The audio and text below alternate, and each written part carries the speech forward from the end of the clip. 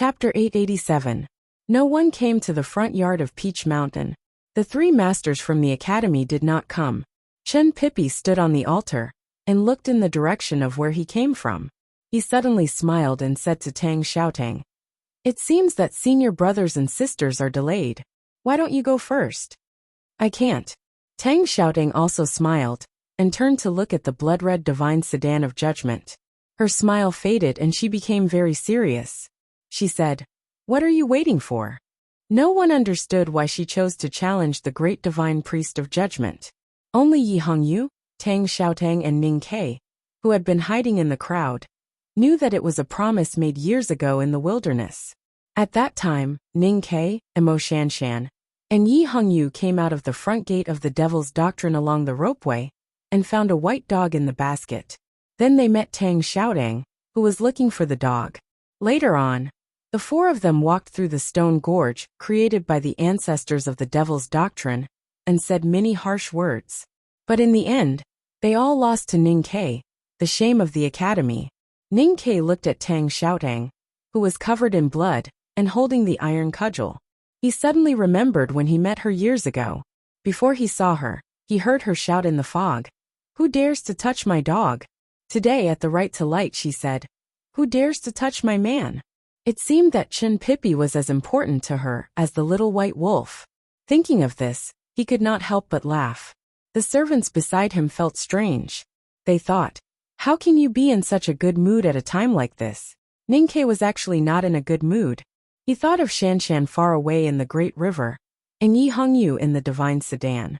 He thought of the time when they were young. Years had passed and they were still young, but they were no longer the young people they used to be. Yi Hongyu looked at Tang Xiaotang outside the sedan and suddenly smiled. She did not say any nonsense. Her natal Taoist sword buzzed as if it was about to fly out of its sheath. Almost at the same time, the sword of the deacon of the Divine Hall of Judgment beside the sedan flew out. Dozens of flying swords surrounded Tang Xiaotang. The iron cudgel in Tang Xiaotang's hand was like a gust of wind. It was so fast that even the naked eye could not follow it. The flying swords fell to the ground one by one. A series of crisp collisions rang out in front of the altar, like a cheerful piece of music. Yi Hongyu's natal Taoist sword was the last to reach the altar and stabbed at Tang Xiaotang's face. Tang Xiaotang let out a clear shout and quickly withdrew her iron rod to block the sword in front of her. This was not a rod smashing a sword, but a sword cutting a rod. The Taoist sword was not damaged, but the iron rod trembled violently. Tang Xiaotang's face was pale, and blood was dripping from the corner of her mouth. She had already been seriously injured. Now that Yi Hongyu's natal Taoist sword was approaching her, her injuries were about to explode. But she was fearless. Looking at the Taoist sword that was circling in the air, she gripped the iron rod tightly again. Unexpectedly, the Dao sword did not descend. Yi Hongyu's cold voice sounded from the divine chariot. "If you can break out of my confinement, come and fight me again." Only now did Tang Xiaotang realize that the dozens of Dao swords that she had struck to the ground earlier were all pointing downwards, piercing into the hard limestone floor. It looked like a messy fence. An extremely powerful array intent was emanating from these sword branches. It was the ultimate array of the West Hill Divine Hall of Judgment, the confinement. How could she get out of the confinement? Tang Xiaotang did not expect Yi Hongyu's Taoism to have reached such a state. But she knew that Yi Hongyu was actually going easy on her by trapping her in the confinement. But she was not happy. She looked at Yi Hongyu in the divine chariot through the fence of swords and shouted, "I want a real fight." Yi Hongyu ignored her. There were many people who were dissatisfied with this scene. For example, some of the old divine priests in the West Hill Divine Halls felt that the great divine priest of judgment was too merciful. Someone else was even more displeased than Tang Xiaotang. Yi Hongyu had just killed her uncle and injured her uncle. But now she was being merciful to the demoness of the Devil's Doctrine. Xiaoyu, the girl from the South Sea, looked at the Divine Hall of Judgment and scolded angrily. "I did not expect the great divine priest of judgment to be acquainted with the demoness of the Devil's Doctrine. If you can't bear to kill her, I will." As soon as she finished speaking, a slender Taoist sword rose from behind her and circled around the front yard of Peach Mountain. Then it pierced through the fence of swords and stabbed at Tang Xiaotang. She was indeed a genius girl, who had reached the knowing destiny state at the age of 17. It looked like a simple sword, but it was extremely powerful. What was more frightening was that her sword actually pierced through the fence of swords. Yi Hongyu was slightly stunned.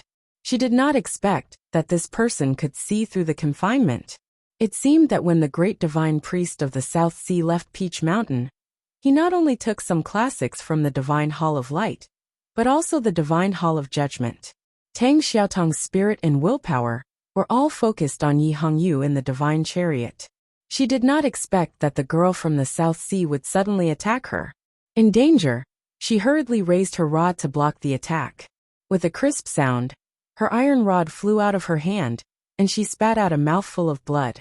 Xiaoyu, the girl from the South Sea, quickly pinched her sword. The flying sword circled around and stabbed at Tang Xiaotang again.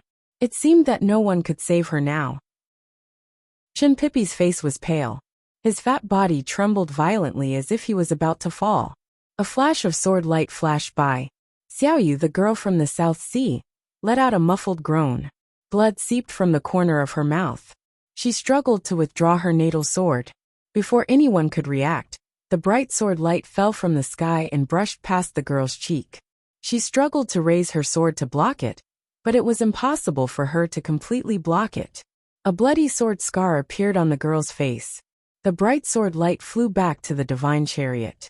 Yi Hongyu's cold voice came from the Divine Chariot again. This is a battle between me and her. Who do you think you are? How dare you interfere? Seeing that Tang Xiaotang was covered in blood but was not in danger, Chen Pippi finally heaved a sigh of relief. Then he relaxed and sat down on the white stone altar. He looked at the Divine Chariot of Judgment and rubbed his chest. He said, "Couldn't you have done it earlier? Why did you have to scare me like this?" In the Divine Chariot, Yi Hongyu frowned slightly. She thought that it was still that fat man. Chen Pippi was grateful, but he was complaining. Yi Hongyu had wanted to kill Chen Pippi for many years. But when it came down to it, she even wanted to save his woman. The hatred of childhood and the hatred of youth would probably turn into something beautiful and interesting when one grew up. Ning Ke did not wait for the arrival of his 3 senior brothers and sisters, like the West Hill Divine Palace. Because in the Academy's plan, they had nothing to do with it. He was waiting for changes. When eldest brother reviewed the plan made by Ning Ke and fourth brother, he raised a question about the most crucial part of it. Ning Ke could not answer it because he did not know how to wait for that opportunity. At that time, Yu Lian said that opportunities could not be created and everything was changing. When Lu Bai's sword broke through the clear light and pointed at the Divine Hall of Light, he thought it was the change that his senior sister had mentioned. When the successor of the great divine priest of South Sea came to the front yard of Peach Mountain and began to fight with the West Hill Divine Palace, he thought it was the change. When Tang Xiaotang broke through 3 tests and rushed to the altar, he thought it might be the change. But in fact nothing changed. The opportunity he was waiting for never came. He could not wait any longer. When Chen Pippi was about to be burned to death by Haotian's divine flame, he was ready to act. When the girl from the South Sea attacked Tang Xiaotang, he was also ready to act. He knew that Chen Pippi's words were not meant for Yi Hongyu, but for himself. But she was still on Peach Mountain, in the Divine Hall of Light. If he did not wait for the change that Yu Lian mentioned, then he would never be able to defeat her. But what was the change? Sang Sang stood in front of the Divine Hall of Light expressionless. She was no longer looking at Chang'an or the past. She was looking at her own territory and the present. The front yard of Peach Mountain was filled with battles of life and death. Many beautiful and ugly things were hidden in it. But in her eyes, it was all a farce, for it had no value other than entertainment. For tens of thousands of years, except for the actions of a few people like the headmaster, in Haotian's eyes, all the major events in the world were trivial and meaningless, whether it was war or disaster, not to mention the common things like birth, old age, sickness and death. Just like in the eyes of humans, there was no sorrow or joy of ants. She did not care that the South Sea people appeared on Peach Mountain, because they were her most devout believers. She had seen the war between believers for power countless times in the Divine Kingdom. It was nothing new. She also did not care about Lu Bai's sword.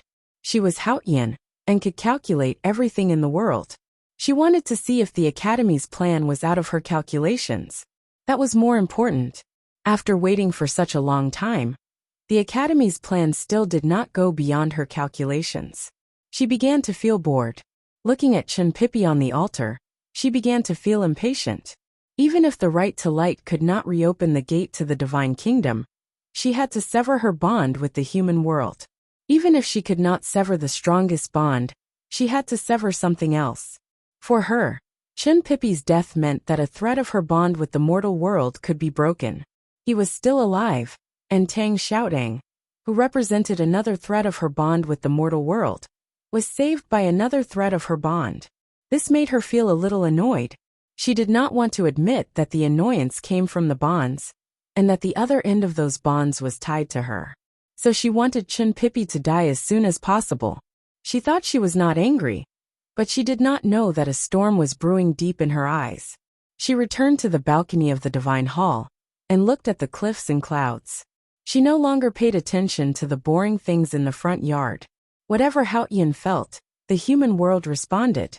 The most devout believers in the front yard of Peach Mountain, the divine priests and deacons of the divine halls of West Hill, and those who returned from the South Sea were the first to feel the anger from the sky. Whatever Haotian thought, the heaven and earth responded. The autumn wind began to rage on Peach Mountain. The fallen peach blossoms were blown up by the wind and danced in the air. They looked beautiful, but also bloody because of the color. I wrote 5,000 words, but there is something wrong with the plot, so it is broken at 3,000. The main problem is the name of the chapter. Severing bond can only be stopped here. The other two chapters are called Ceaseless Severance and Disorder Resolution. The next 2,000 words need to be named another chapter, so I have to postpone it. It will be finished before 3:30. To be continued. If you like this work, please come to Chidian.com to vote for me. Your support is my biggest motivation. Chapter 888. An inexplicable majesty descended from the peak of Peach Mountain and enveloped the entire front yard. People felt a power that did not belong to the human world. In the sacred sedan, the hierarch lord knelt down without hesitation. Yi Hongyu thought for a moment and slowly changed her posture from sitting to kneeling. Zhao Nanhai was about to scold Yi Hongyu when he suddenly felt the power of heaven and earth. His expression changed drastically, and he knelt down in awe. Everyone in the divine halls of West Hill knelt down. People from the South Sea knelt down as well. The national master of the Golden Tribe came all the way to the right to light, just to see the face of God again. He had already knelt down devoutly. Everyone in the front yard of Peach Mountain knelt down, including the monks of the Buddhism sect. Chen Pippi sat on the white stone altar. He was going to die anyway, so why should he kneel? Tang Xiaoting knew who was on Peach Mountain, so she did not want to kneel. If you are Haotian and I am a disciple of the Enlightenment doctrine, why should I kneel?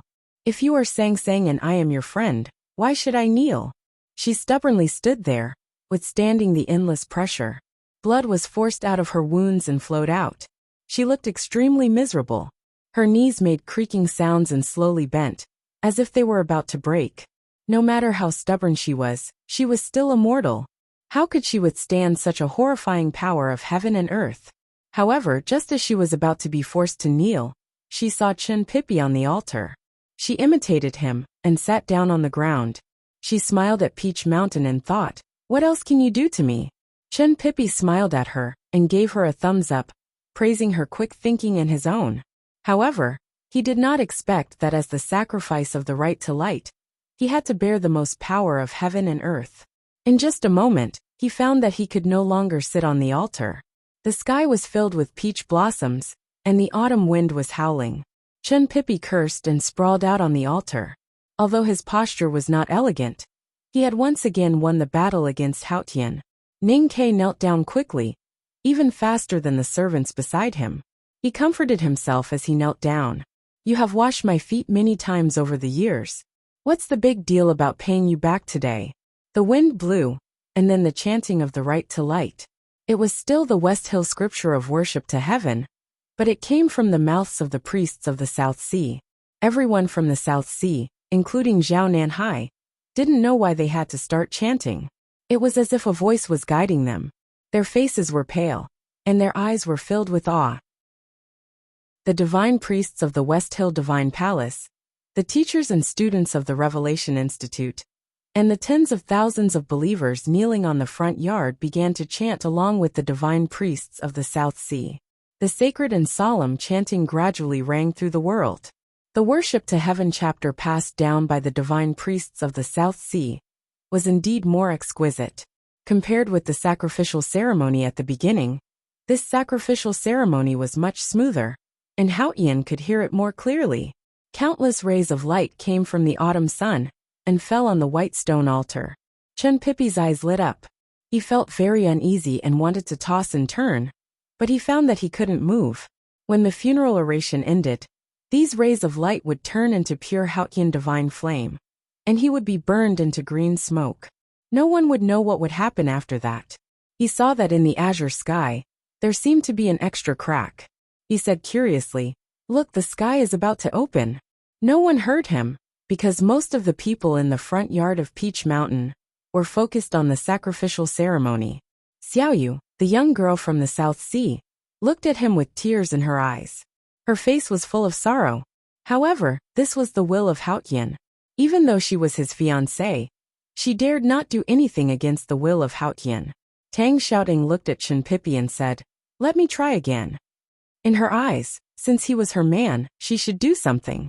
She didn't know where the power came from, but she was able to stand up in the midst of the power of heaven and earth. She didn't know how to defeat Haotian, but since it was a battle, she needed a weapon.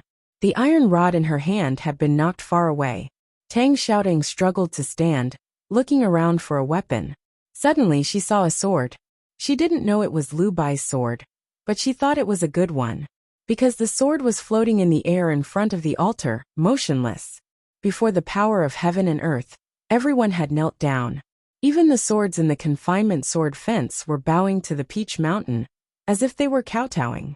Only the sword remained silent, unwilling to bend. Tang Xiaoting reached out her hand to hold the sword, but found that she couldn't pull it out. She was unwilling to give up. She exerted all the strength in her body, but the sword didn't move an inch, as if it didn't belong to this world. The more she felt the sword was extraordinary, the more she refused to let go. As she exerted more strength, her blood flowed faster. It flowed down her wrist and onto the sword. She had run thousands of miles from Chang'an to the Peach Mountain. She had been fighting nonstop. Her blood was always hot, even boiling. When it fell on the sword, it made a sizzling sound. The sword suddenly moved.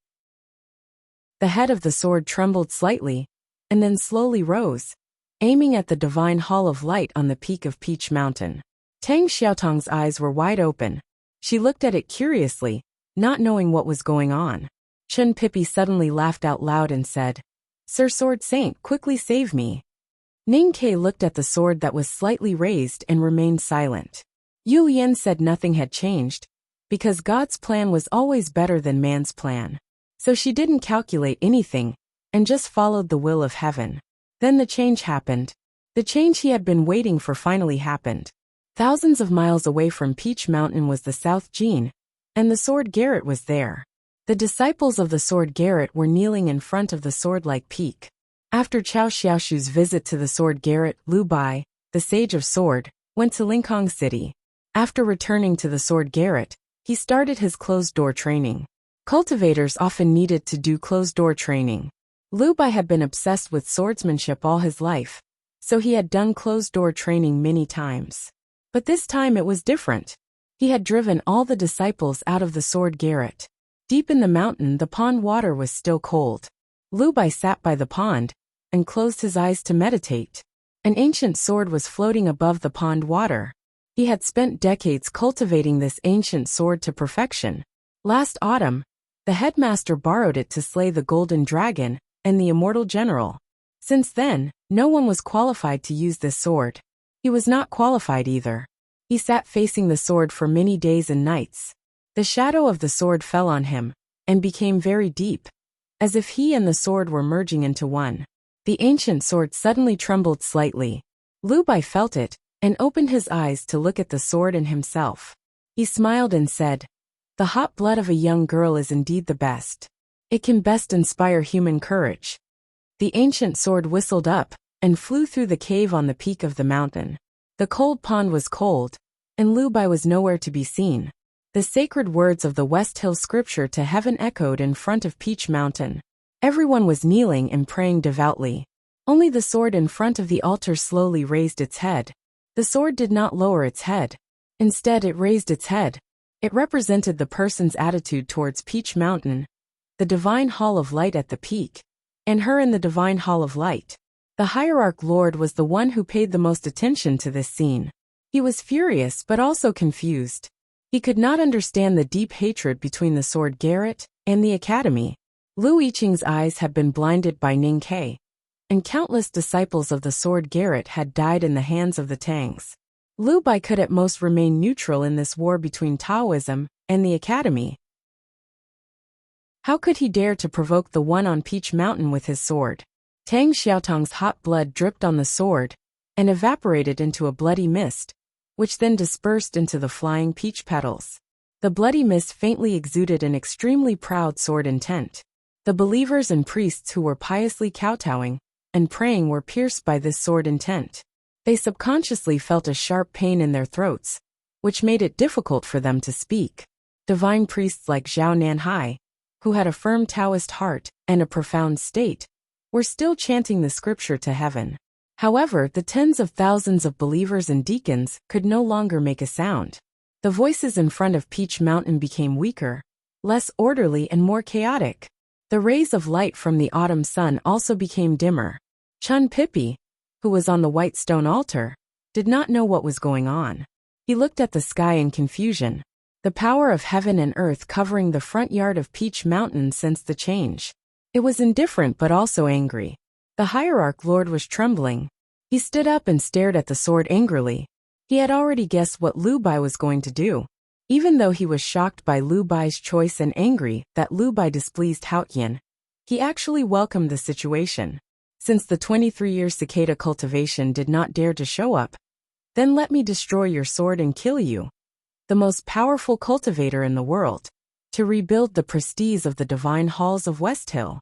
The hierarch lord of West Hill was a powerhouse who had surpassed the 5 states. Now that Haotian had healed him, he was even more powerful than before. But even so, he would not be so confident when facing Lu Bai, the Sage of Sword. Even though Lu Bai had not surpassed the 5 states, it was not because he could not, but because he did not want to. His sword could sweep across thousands of miles. How could it not surpass the threshold that was so high in the eyes of ordinary cultivators? But now, the hierarch lord was confident that he could defeat Lu Bai. He had planned to destroy the academy at the right to light. How could he be afraid of Lu Bai?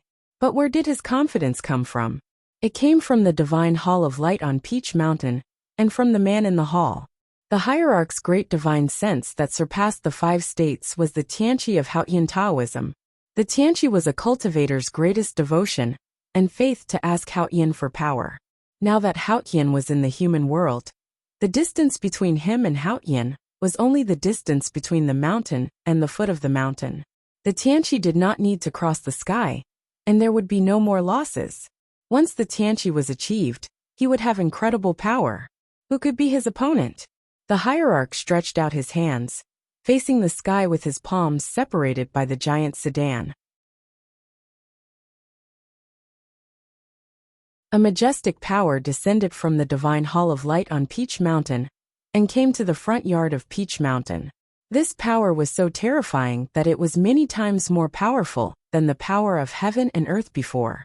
The hierarch looked at his new, tender palms and smiled. He was the most powerful person under Haotian, Lu Bai, Lin Wu, and even if the headmaster came back to life, they would not be his opponent.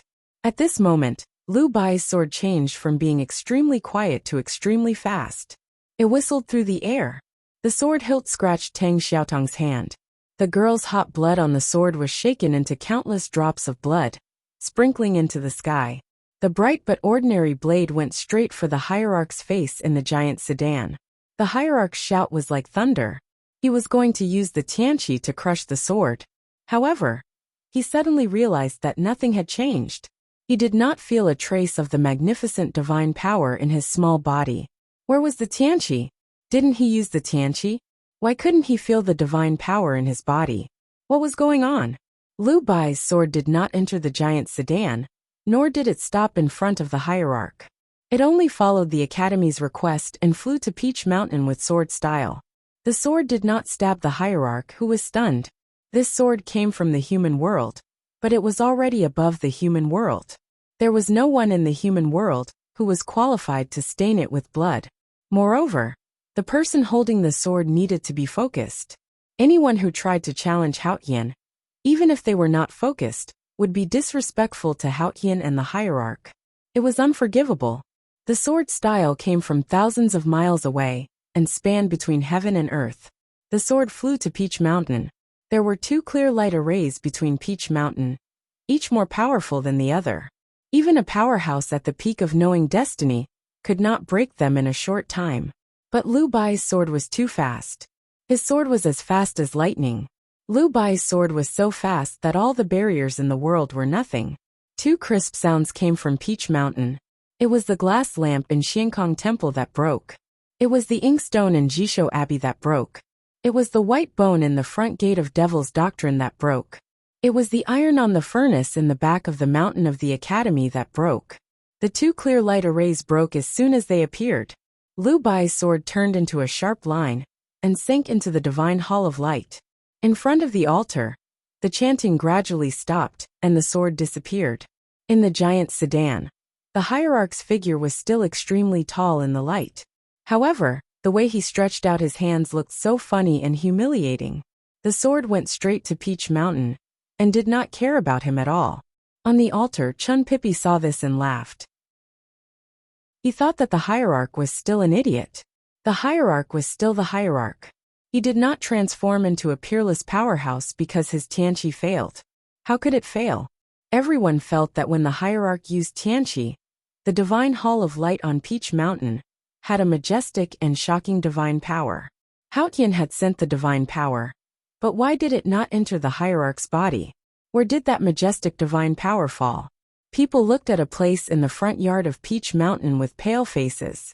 Even the national master of the Golden Tribe and Qin Yan could not hide the shock on their faces. It was a little far from the altar, and the position was very remote. The ordinary deacons of the Divine Hall stood there, as well as the inconspicuous servants of the Revelation Institute. The majestic divine power from the Divine Hall of Light fell on the crowd there. It fell on a manservant in cyan. Haotian's divine power continued to pour into his body, and it did not stop. It looked like a bridge. One end of the bridge was on the mountain, and this end was at the bottom. That end was on her, and this end was on him. This was an encounter, and also a reunion. Then they would never be apart again. When I wrote that Lu Bai's sword was too fast, I said 2 words. It's not that I'm muddled, but my brain is muddled. In the dialect of Yichang, Hubei, the word fast can be used to describe sharpness, and the second word fast means this. But no matter how I think about it, I can't remember if there is such a saying in Mandarin. Yesterday, I wrote it as ordinary awesome. After writing it today, I thought about it and removed the word ordinary. I'm very satisfied, and I hope that everyone is satisfied too. The key is not how awesome Lu Bai is, or how awesome Ning Ke will be tomorrow. The key is the encounter on the bridge. To be continued. If you like this work, please come to Chidian. Come and vote for me. Your support is my biggest motivation. Chapter 889. The bridge did not break. The majestic divine power from the divine hall of light on the peak of Peach Mountain came to the front yard and kept pouring into the body of the servant in indigo. In a very short time, his aura changed dramatically. He turned from an ordinary person to a very powerful cultivator, and his cultivation kept rising. In a flash, he reached the peak of knowing destiny state, and even went beyond the 5 states. The indigo-robed manservant lowered his head. He was surrounded by divine light, and his face could not be seen. The people in front of the altar did not know who he was. They did not understand why the peerless power bestowed by Haotian could enter his body when it was the hierarch who performed the Tianqi. Moreover, It seemed that it would never stop. The power that did not belong to the human world entered an ordinary human and caused a strong reaction between heaven and earth. A wave invisible to the naked eye emanated from the body of the indigo-robed manservant and spread to every corner of the human world. It spread to Chang'an Min Mountain and even to the farthest North Sea. Without a doubt, this was the grandest Tianqi in the history of cultivation. The Tianqi state was the divine sense above the 5 states. It only appeared in the legends of the West Hill and the stories passed down by word of mouth. Ordinary people had never seen it or even heard of it. The guests who came to the right to light were either powerful cultivators or nobles in the human world. They knew about this secret. Some of them had even seen the Tianqi with their own eyes. But they never imagined that the Tianqi could last for such a long time. Why was Haoyan so generous to that person? Sang Sang stood on the balcony of the divine hall of light and looked at the flowing clouds on the cliff. She was furious because the power was constantly leaving her body and entering the body of that person in the front yard of the Peach Mountain. She was in the human world, so the Tianqi was naturally grand. As for why this happened, no one in the human world knew. She knew because this had happened before. Many years ago, in the deep winter in Chang'an, she had not yet woken up. She was still that person's maidservant. When that person fought with Xiahou, she held the big black umbrella and stood on the snow cliff by the snow lake. That night, he wanted to sing to her. So she opened up her soul to him. Then she began to sing to the snow lake and to him. She didn't want to sing for him today, but if he wanted to listen, he could. Her power entering that person's body and building a bridge between them made her extremely angry. Although it was not beyond her calculations, she was still angry. After she came to the human world, she wanted to cut off all ties with that human. That was why she did not go to Chang'an. She did not go to see him. However, what happened now proved that even if she seemed to have cut off all ties with him and could no longer sense him, as long as she really started to sing, he would be her only audience. Because from a long time ago, she was his natal. At the moment of the Tianqi, they met again, and it was hard for them to separate. She knew what he was thinking, and he could also know what she was thinking. It was as if the two of them had become a separate world again. The Sang Sang on the snow lake had willingly given her life and soul to that person. But the Sang Sang in the light palace was incomparably furious, feeling abnormally disgusted. Lightning flashed in her eyes. She waved her hand like a knife and cut off the bridge. The power in her body stopped flowing down the Peach Mountain, but she could no longer cut off the ties with the mortal world. She felt the past that only he and she understood. She felt his breath, and her face turned pale. No one knew if it was because of the loss of power or because of anger. For some reason, she did not want to kill him at the moment. That was why she was angry and disgusted when they met several times in the Peach Mountain these days. As a result, the divine halls of West Hill were shaken and uneasy, but they eventually suppressed their emotions. However, she could no longer control herself. She just wanted to kill him as soon as possible. No matter what happened, she just wanted him to die.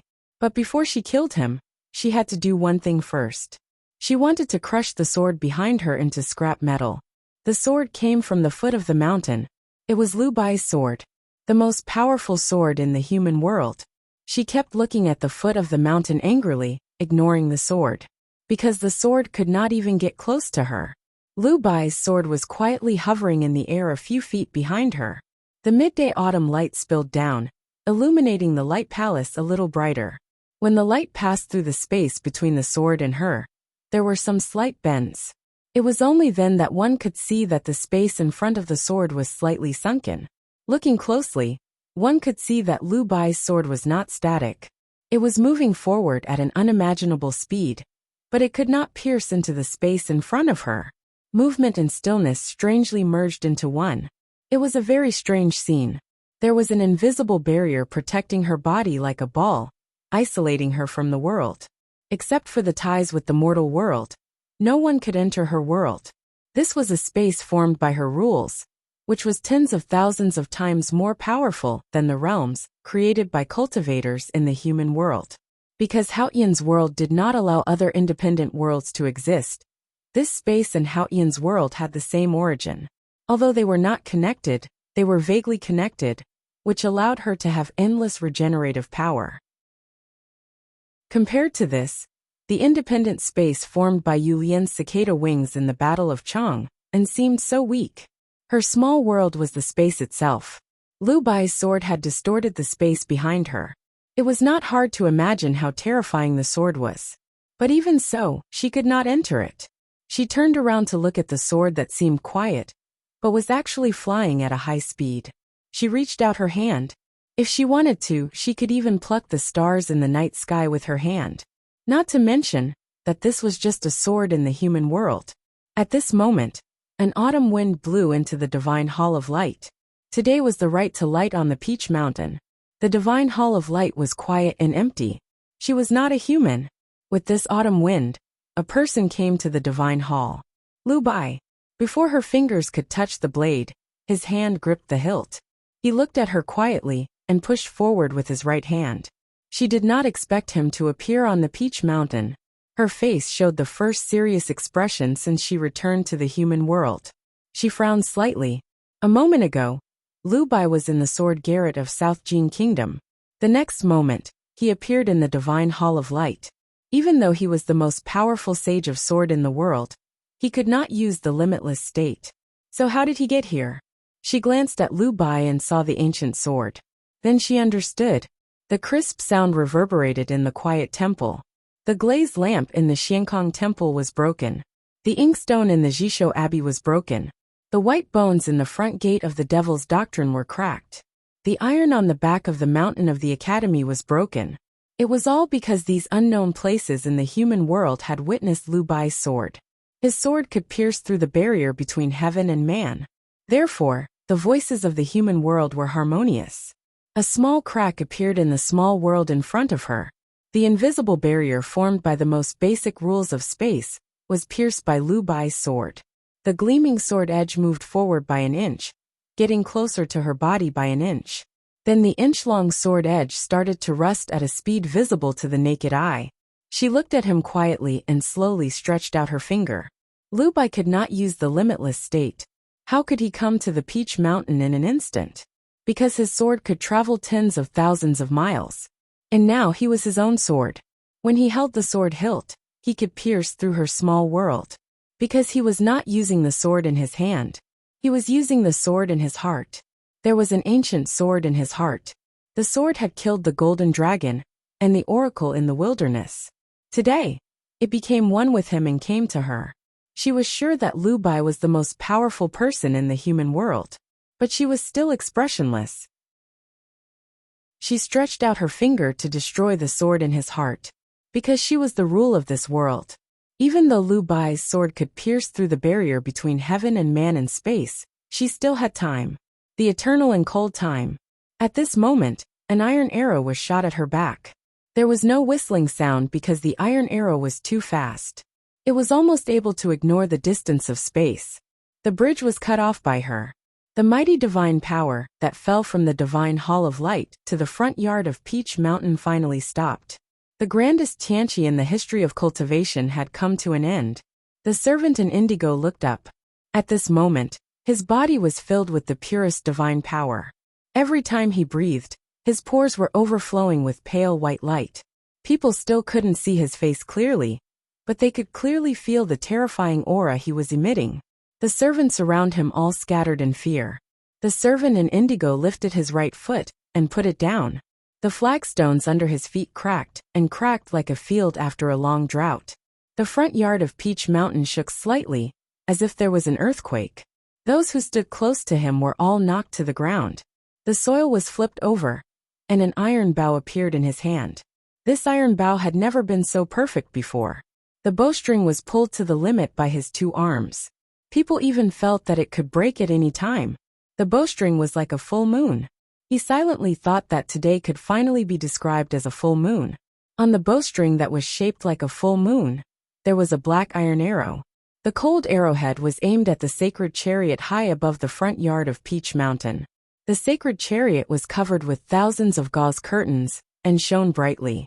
It made the figure in the sacred chariot look extremely tall. The bowstring sounded. The iron arrow suddenly moved forward. The shaft and the diamond engraved on the bow rubbed violently. The talisman on the iron arrow was completed. The iron arrow left the bow, and the tail of the arrow brought with it a terrifying turbulence. Then it disappeared. At the same time the bowstring sounded, people around the altar shouted in shock. Ninkei. Primordial 13 arrows. People around the altar still could not see the face of the servant in indigo, but they saw the iron bow and knew who he was. There was only one such iron bow in the world. This iron bow belonged to Ning Quebec Ninkei of the Academy. Today was very tiring. I'll report the details later. There's still one more chapter that I'll continue to write. First of all, I'll thank everyone. The first one is still double the amount. I'll have to trouble everyone to vote for Jiang Yi. Thank you very much. To be continued. If you like this work, please come to Chidian. Come and vote for me. Your support is my biggest motivation. Chapter 890. The front yard of Peach Mountain was in an uproar. No one could believe their eyes. They were all waiting for the academy to come. Who would have thought that the academy had been among them all along? When Ninkei pulled his bow and arrow and pointed it at the tall figure in the giant sedan, the people's exclamations became even more panicked. Because everyone knew how terrifying his arrow was. Back in the wilderness, Prince Longqing, who was about to enter the knowing destiny state, was shot by Ninkei's iron arrow and became a cripple. At that time, he had just understood the see-through state, but now he had already entered the knowing destiny state. At this time, after seizing the grandest Tianqi in the history of cultivation, he had even surpassed the threshold of the 5 states. How powerful would the iron arrow be?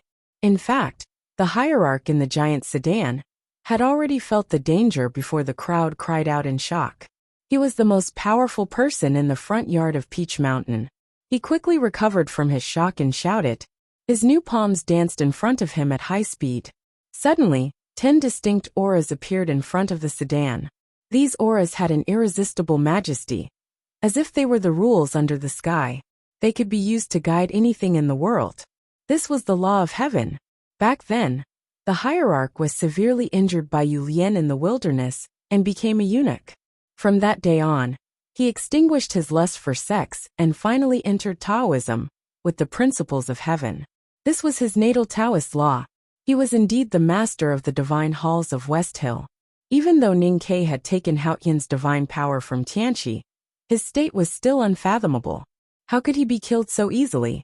Even with the law of heaven, the hierarch did not dare to try to control the iron bow and arrow in Ninkei's hands. Because Ninkei's body was filled with Haotian's divine power, which had surpassed the threshold of the 5 states. It could even be said that he did not belong to this world. The law of heaven could control everything in this world. How could it control something outside this world? The hierarch lord's target was the divine priests and deacons of the West Hill Divine Palace below the giant sedan. 10 laws of heaven's justice fell on the crowd, and his face turned pale. Even the dean of the Revelation Institute, and a dozen red-robed divine priests, could not control their bodies, and came before the giant sedan. Ninkei's iron arrow had just left the bowstring. After the iron arrow left the bowstring, there was no sound. Only when it arrived in front of the giant carriage, and came into contact with the first red-robed god official, did a terrifying explosion occur. This red-robed god official was directly turned into a bloody dust by the iron arrow. The iron arrow continued forward and pierced the chest of the second red-robed divine adjudicator. This divine adjudicator was also blasted into bloody dust. In the air between the giant sedan and Ninkei, there were a dozen red-robed divine priests, and the dean and deputy dean of the Revelation Institute. A black light flashed, and a dozen clouds of blood mist appeared in the air. Everyone who stood in front of the chariot died, whether it was Mo Li, the deputy headmaster of the Revelation Institute, or the headmaster of the Knowing Destiny State. They were all blasted into pieces by the iron arrows before they could react. The iron arrow entered the carriage. Tens of thousands of layers of gauze curtains fluttered in the air like disheveled cotton. The tens of thousands of rays of light were extinguished like an oil lamp in a violent gale. With a cracking sound, the huge carriage was broken into pieces, revealing the hierarch's wretched and small body. After using the law of heaven, The hierarch did not hesitate to lie down on the ground. As long as he could avoid this terrible iron arrow, he was willing to do anything. He did not care about the dignity of the supreme Taoist master anymore. But the iron arrow came too fast. Although it had blasted the dozens of divine priests into bloody mist and slowed down after destroying the giant sedan, it was still faster than everyone's imagination. When the iron arrow arrived in front of him, his knees only bent a few inches, his body only had time to tilt a little, and his palms had just been raised in front of him, so he could not completely avoid it. His face was full of fear, and his pupils shrank to the size of beans. With two soft sounds, his right hand in front of him turned into a cloud of bloody mist. Then, his right shoulder turned into a cloud of bloody mist. Wherever the iron arrow passed, everything turned into a cloud of bloody mist. One of his palms had been cut off by Su Shi in the Shao Mountain, and another by Yu Lian in the back of the mountain of the academy. It was only because of Hao Yan's favor that he could be reborn. But today his hand was gone again. Not only that, but his right shoulder was also gone, leaving only a horrifying bloody wound. The hierarch howled mournfully, covered in blood, as if he had gone mad. The iron arrow did not stop after destroying the giant sedan. It whooshed and disappeared without a trace. The next moment, it reappeared on the peak of Peach Mountain and shot into the depths of the divine hall of light. That dark iron arrow looked so simple and ordinary. However, wherever the arrow pointed at, it would be easy for anyone to get in its way. Cultivators in the see-through state and knowing destiny state could not do anything about it, and were turned into a bloody mist. Even the hierarch lord was seriously injured by the arrow. How could the power of one arrow be so great? It was just a shock, not a surprise. No one was surprised. The 13 primordial arrows were the crystallization of the collective wisdom of the back of the mountain of the academy. They were made by the powerful Tang Empire, and they were the most powerful weapons that could kill people across states. In the past battles, they had already proven their power.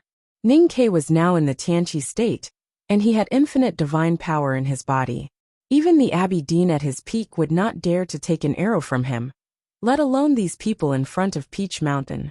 At that moment, people on the front yard even had an illusion that if Ning Ke's iron arrow had not been aimed at the hierarch in the giant sedan, but at Peach Mountain, the entire mountain would have been destroyed by this arrow.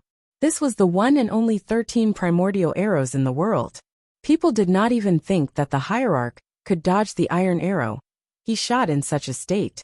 Although the hierarch was seriously injured, he was still alive. A powerhouse in such a state, as long as he could still breathe, was a powerful force that no one dared to ignore. Ning Ke himself was not surprised. Unlike ordinary people, the 13 primordial arrows were not like ordinary arrows.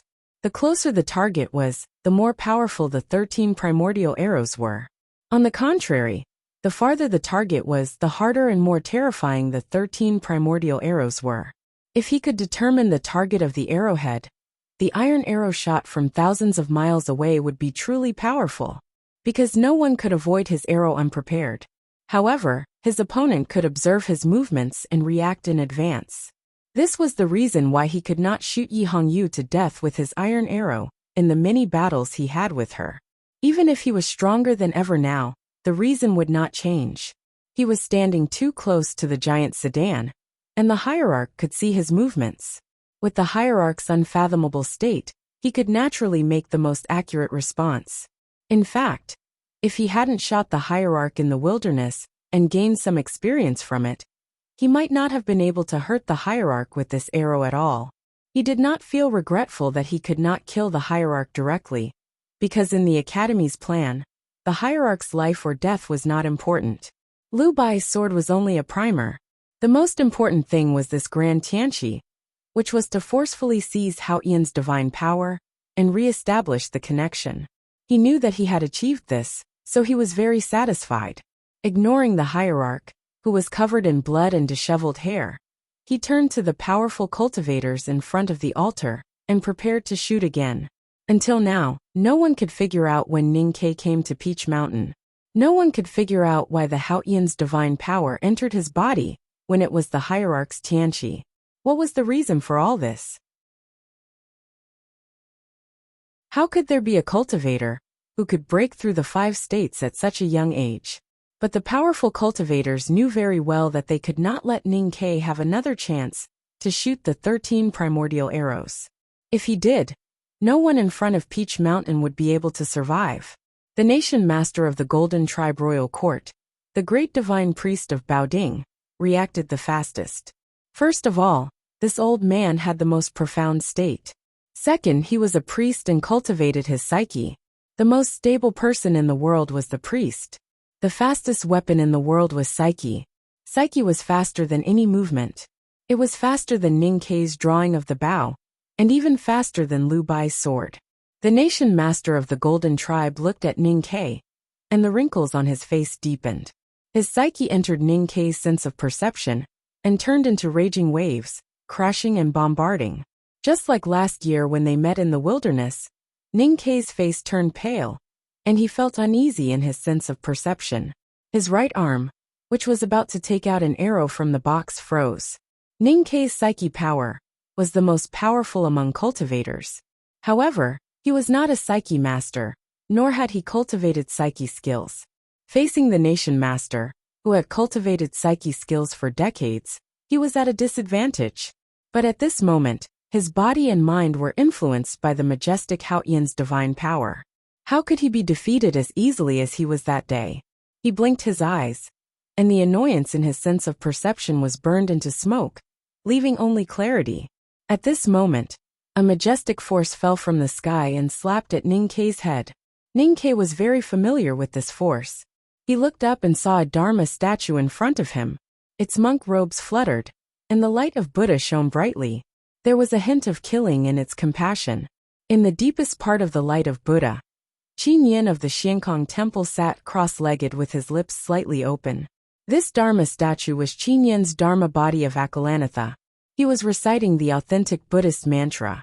The combination of the two was the most powerful Buddhist mantra emblematic gesture. Back in the Lank Temple, Ning Ke was suppressed by Qin Yin's Buddhist mantra emblematic gesture.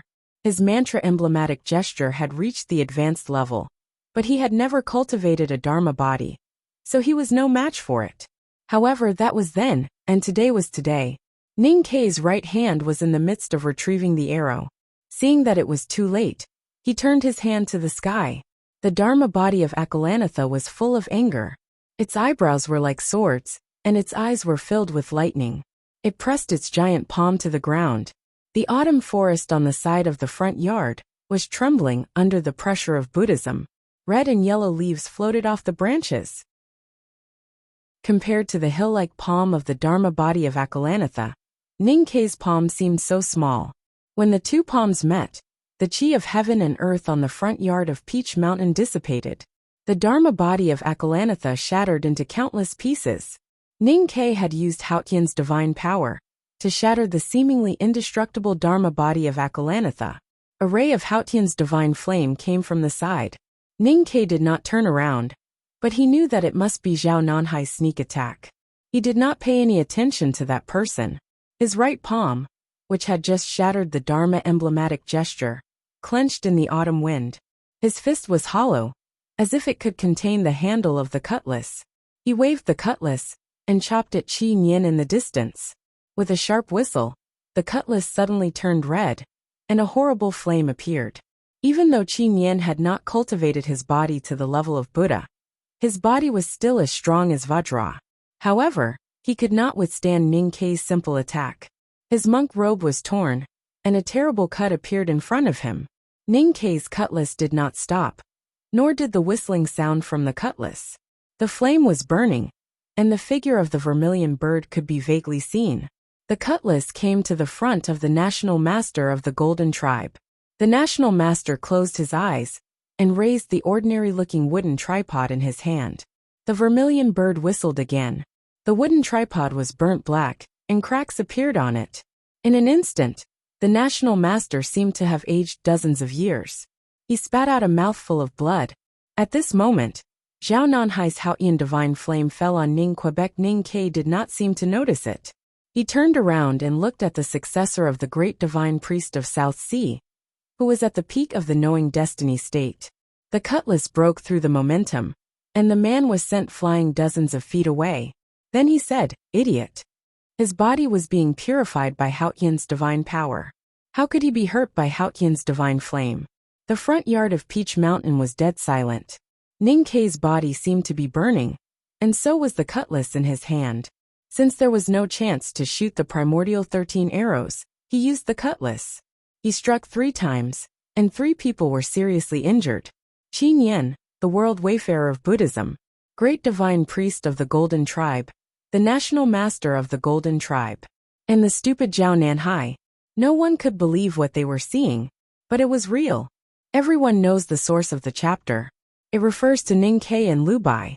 Continue tomorrow. To be continued. If you like this work, please come to Chidian.com and vote for me. Your support is my biggest motivation. Chapter 891. The front yard of Peach Mountain shook violently. Lebu, the most powerful martial artist of the Golden Tribe Royal Court, had finally made his move.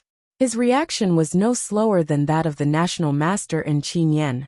But because he was a martial artist, it took him some time to reach Ning Kei like a tiger. It did not matter how early he came, because he would have to retreat eventually. Ning Kei heard the whistling sound behind him. He turned his wrist and the black cutlass came back from his shoulder, hitting Lebu's fist. Previously, Lieb's fist had collided with Tang Xiaotong's iron cudgel countless times. It should be known that the seemingly crude iron cudgel was the sacred object of the devil's doctrine. But when he met it with his bare hands, there was not even a scratch on his fist. It could be imagined how terrifying his martial arts cultivation was.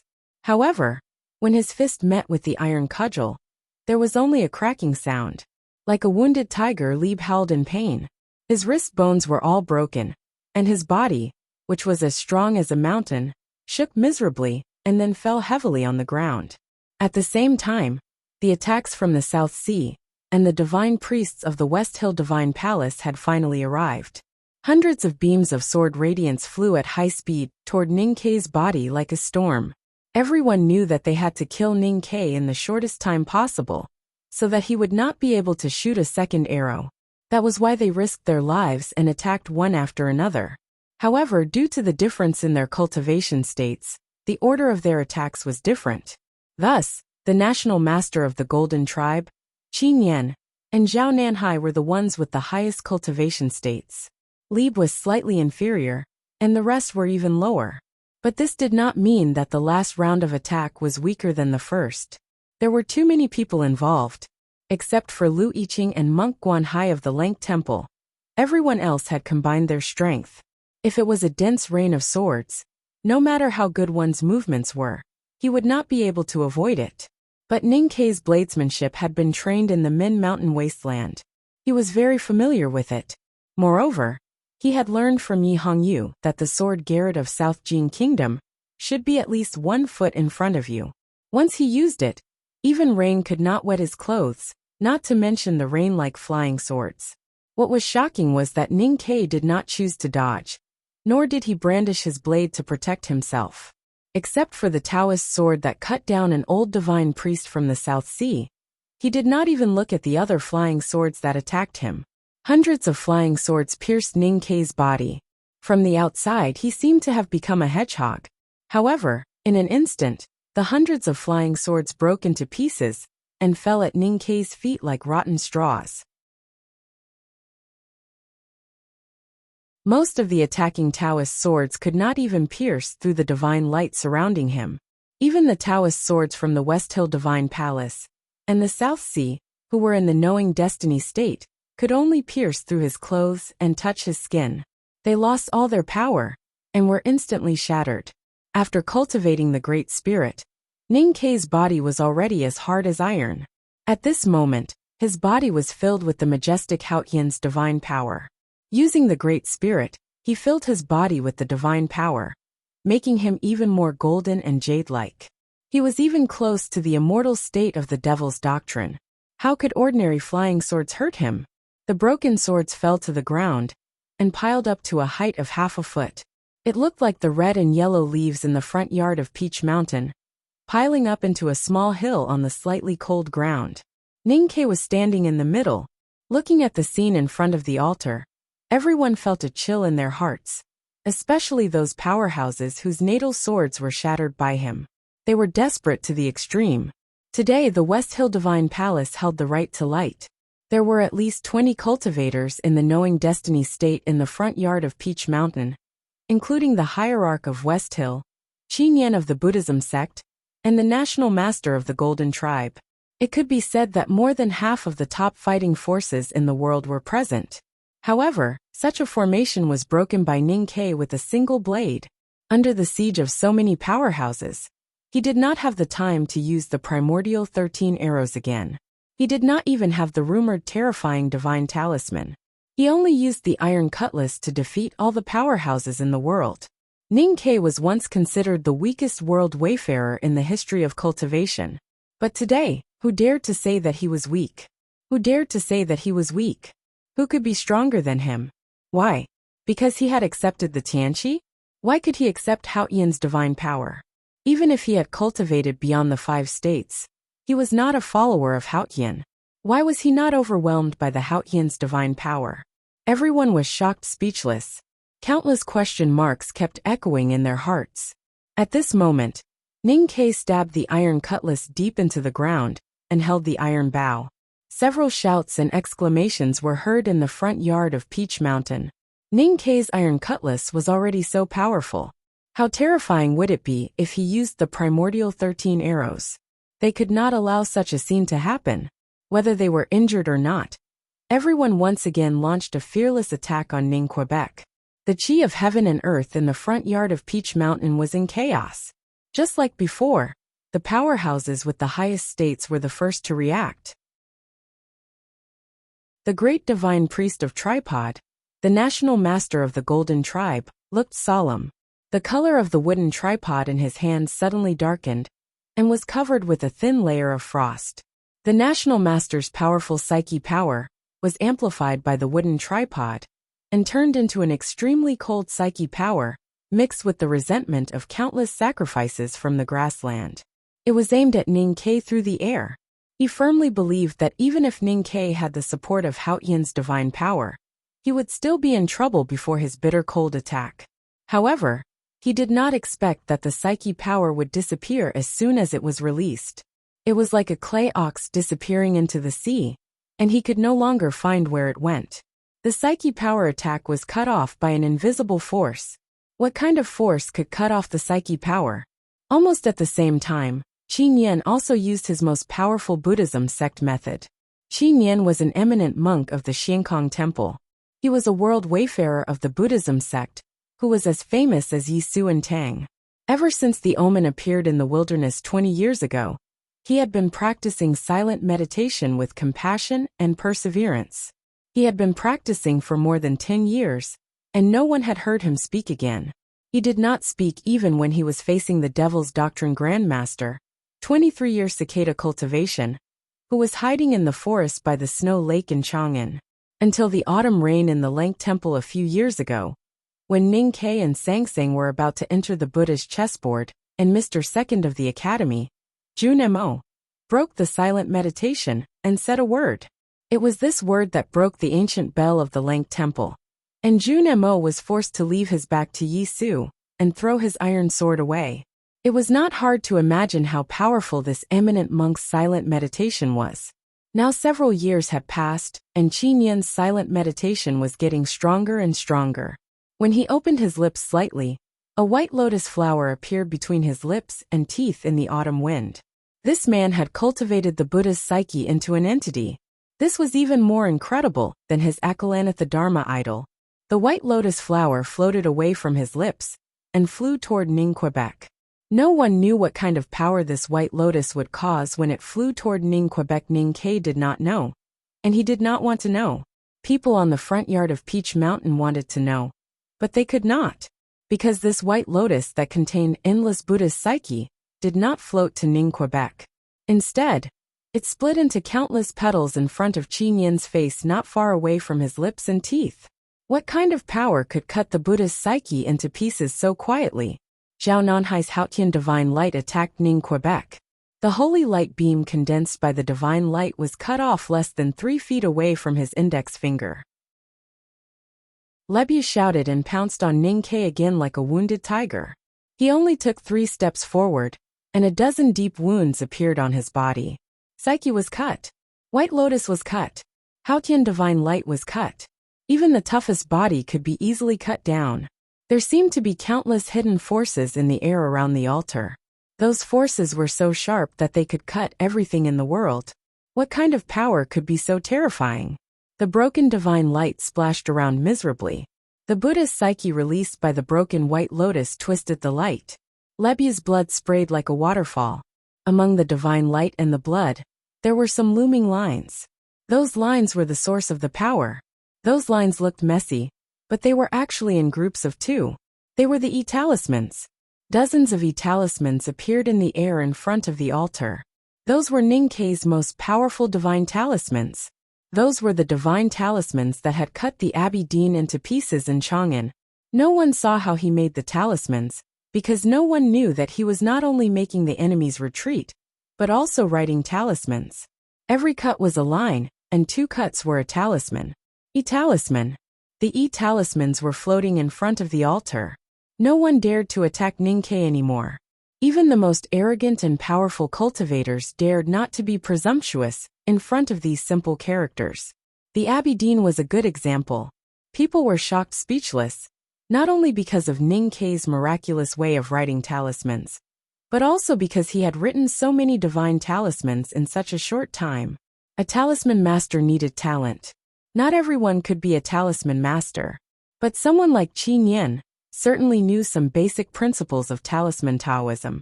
If writing talismans could be described as writing, then the psyche power of a talisman master would be the ink used to write talismans. And writing a divine talisman required an unimaginable amount of psyche power. No matter how powerful a divine talisman master was in the cultivation world, even a divine talisman master like Master Yensei could not write so many divine talismans in such a short time. But Ning Ke did it. He did not even need to meditate to recover his psyche power. How did he do it? The E-talismans floated in front of the Peach Mountain. Countless leaves fell and then broke. Countless screams were heard, and many people lost their heads and legs. Qi Nian and the others looked solemn and dared not to move forward. The iron arrow was on the string, and the iron bow was bent. Looking at the scene in front of him, Ning Ke felt that he had returned to the snowstorm in Chang'an last winter. The Haotian's divine power that Tianqi received was like the infinite power given to him by Chang'an. With this power, he could do many things that others could not think of. He could write many divine talismans. He was full of confidence even when facing the Abbey Dean. It was a very good feeling. This feeling was called invincibility. Only 1 chapter today. I am not in a good state and can't understand it. 3 chapters tomorrow. To be continued.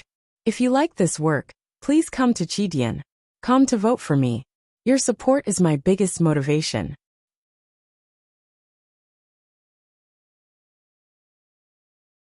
Chapter 892.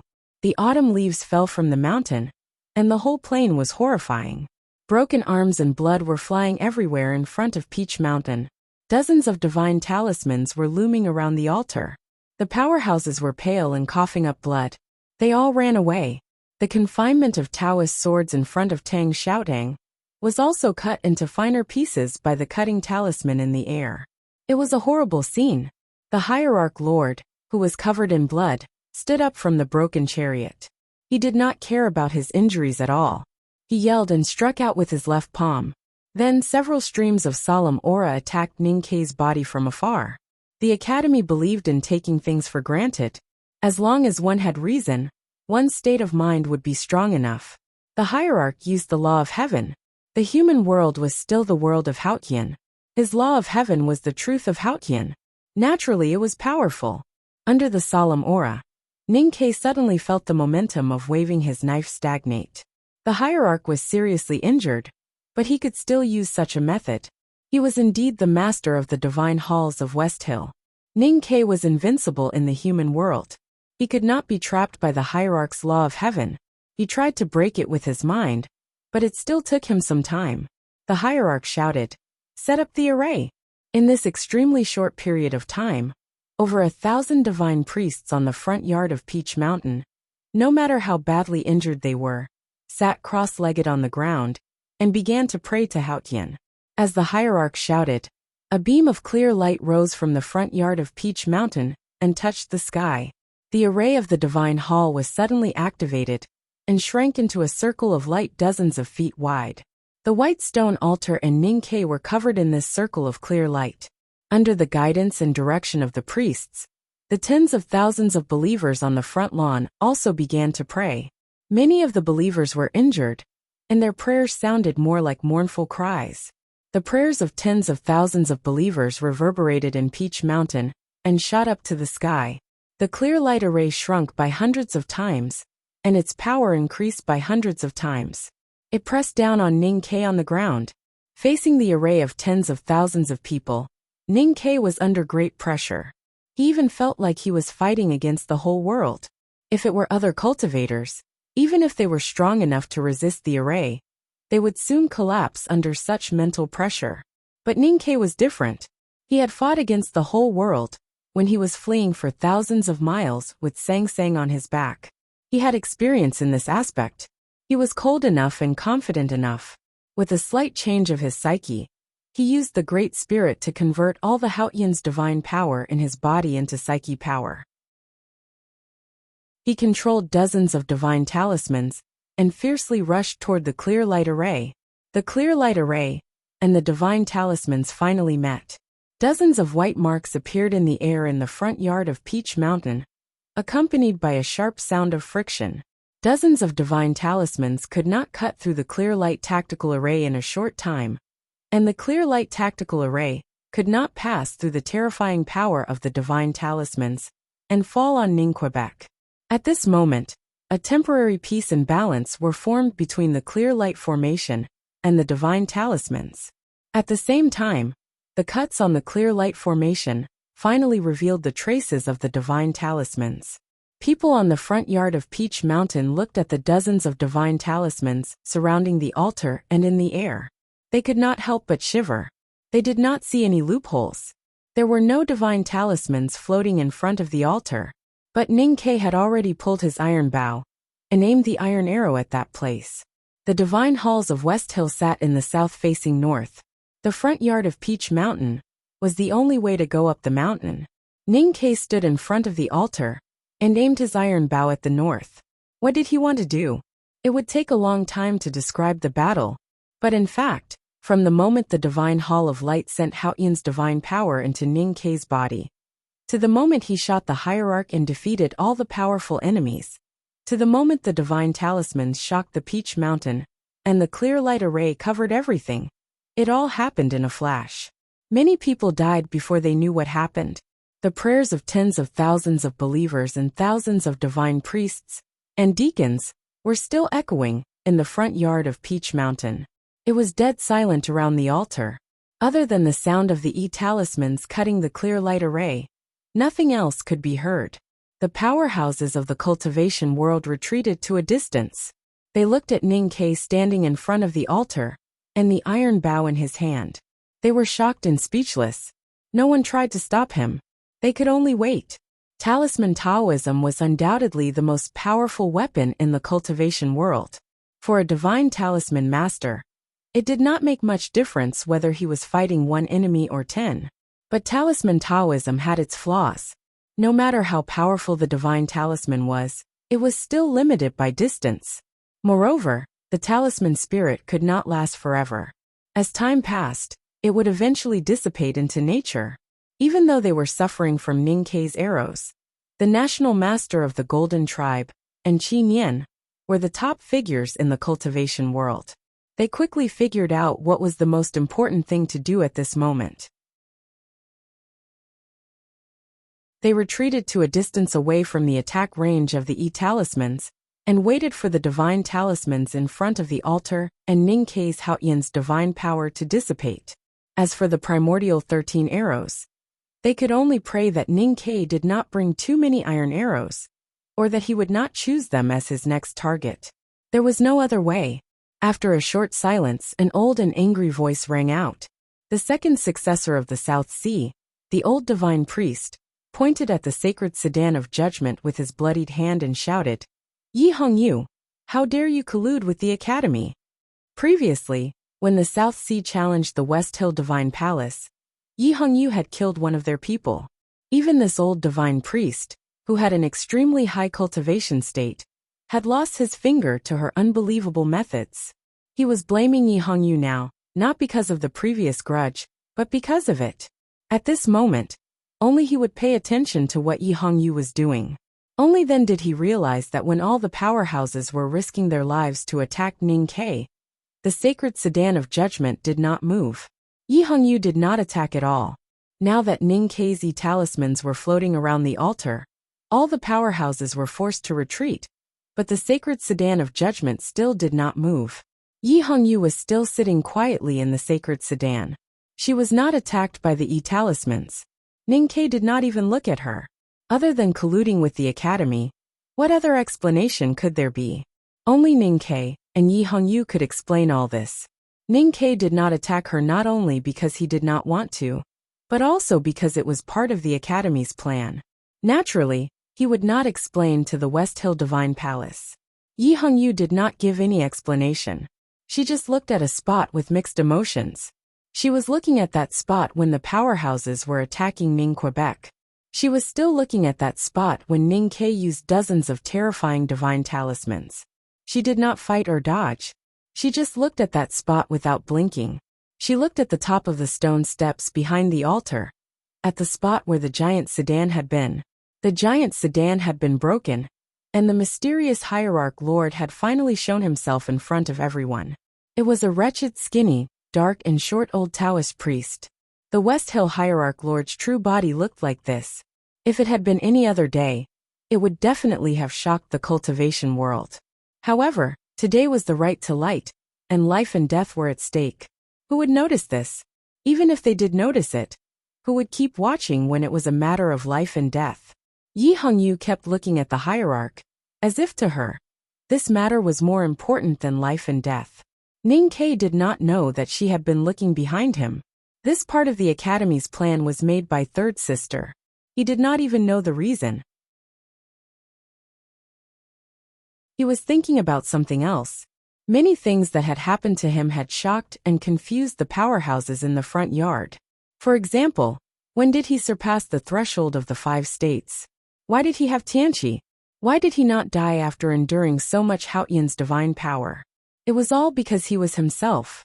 He did not break through the 5 realms, but he could use a divine skill above the 5 realms. And he could only use that one divine skill, Tianqi. This was due to the special relationship between him and Haotian. As for why he did not break the 5 states, and was not a devout follower of Haotian, it was because of his body and experience that he did not die from the Haotian's divine power. Last year, when he fought with the Abbey Dean on the snow street, the god-stunning array poured all the chi of heaven and earth in Chang, and into his body through the array pestle. He had endured even more than today. He could survive that day, not to mention today. Ning Ke knew that just like the battle in Chang, and the divine power from Haotian was like the natural chi of heaven and earth. It would gradually dissipate, and could only last for a while. Moreover, there were not many iron arrows left in the box. If he had an endless supply of iron arrows, he could stand on top of Chang, and then suppress the whole world. Why would he take the risk to come to Peach Mountain? The divine talisman of Yi floating around the altar would disappear at some point. If the divine talisman could last forever, his master Yin Se would have already trapped the sword Garrett of South Jing Kingdom. His invincibility could only last for a while. What he needed to do was to complete his mission within this period of time.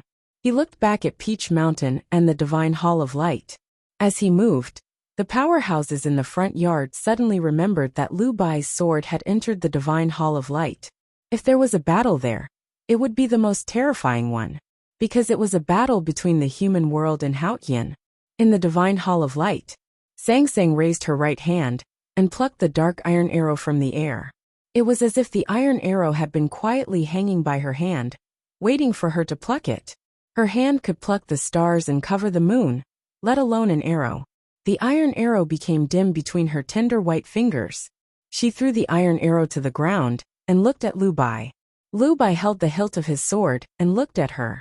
When they looked at each other, there was no longer a gap between them. Countless messages were passed between them. She knew that this human was known as the most powerful person in the world. If he was given enough time, he could become as powerful as that madman. But now was not the time. According to heaven's design, he should not be able to reach this stage. What had happened to him? And even if he had reached this stage, why didn't he continue to wait for hundreds of years until he was at his strongest? She raised her question to Lu Bai. Lu Bai gave a very serious answer. In front of the verdant canyon, I watched Jun Mo and Yi Su's swordsmanship. Li Man asked someone to bring me an aura, which was the Academy's view of the human world. I was enlightened. In Lingkong, I saw Yi Su preaching in a shabby alley. In the end, I bathed my sword with hot blood. I was enlightened. It's not easy for an ant to shake a tree. My swordsmanship does not surpass the 5 states. If there is a threshold above the 5 states, I can cut it, even the infinite state. When the sword falls, it cuts myself. Looking at the world, the Abidine is useless. Li Man is not good at fighting. The drunkard and the butcher are just 2 pieces of rotten meat. My swordsmanship is invincible in the human world. That is why I hate them. What hate? I hate not being able to exchange swords with Kaharan. I hate not being able to drink with Lotus.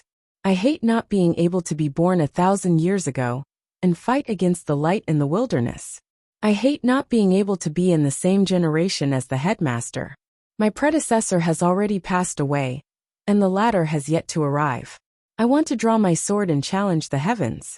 However, the gate of the divine kingdom has been destroyed, and there is no way to ascend to heaven. Lu Bai looked at her in front of the sword and said, I don't miss heaven and earth. I just want to cry. At this time, you came to the human world. How can I not come? It's not easy for an ant to shake a tree. Why do you dare to come to the Peach Mountain? This is heaven's question. I am invincible in the human world. Who else can I fight but heaven? This was the answer of the sword of the human world. What is the purpose of human cultivation? In the words of Haotian Taoism, it is a gift from Haotian. But for the Academy and people like Lu Bai, cultivation has nothing to do with Haotian. It is just a means to make human beings stronger. At the end of cultivation, they will raise their swords to heaven. Kaharan did it. The headmaster had been doing it for 1,000 years. The Academy was still doing it. Now it was the turn of the most powerful sword in the human world. Lu Bai was a sword. The sword in his hand used to be the most powerful sword in the human world. Now he had become a sword and merged with the sword of the human world used by the headmaster. How powerful would he be? This had never happened in the history of cultivation. As he said, he did not break through the 5 states. In the past, he did not dare to break through. Later, he did not care. Now he did not care. Since he was a sword, if there was a threshold in front of him, he would cut it. As for whether the sword would fall on him, as she said, he did not care. Because to him, this was the only thing that was interesting. Hundreds of disciples knelt in front of the sword garret of South Jin Kingdom, thousands of miles away. The black sword-like mountain suddenly left the ground and pierced the sky. The disciples were shocked. When they looked up, they found that the sword peak was still in the same place. The divine hall of light shook uneasily, and the sword style was awe-inspiring. Countless sword marks appeared on the hard bluestone walls. The lamp that had been extinguished for months suddenly broke into 3 pieces. The autumn wind blew from below the precipice and broke into pieces when it reached the balcony. It was like a spring breeze that tickled one's heart. The itch was unbearable. It was not the itch of excitement, but the desire to see Dao. Sang Sang stood on the balcony and looked at Lu Bai quietly. Lu Bai held the sword in his right hand and pushed it forward. He was full of joy. I'm in a much better state today. I feel good writing this chapter. I'm full of joy. I'm going to walk the dog. I'll try to finish the next chapter before 12:30. To be continued. If you like this work, please come to Chidian.com to vote for me. Your support is my greatest motivation.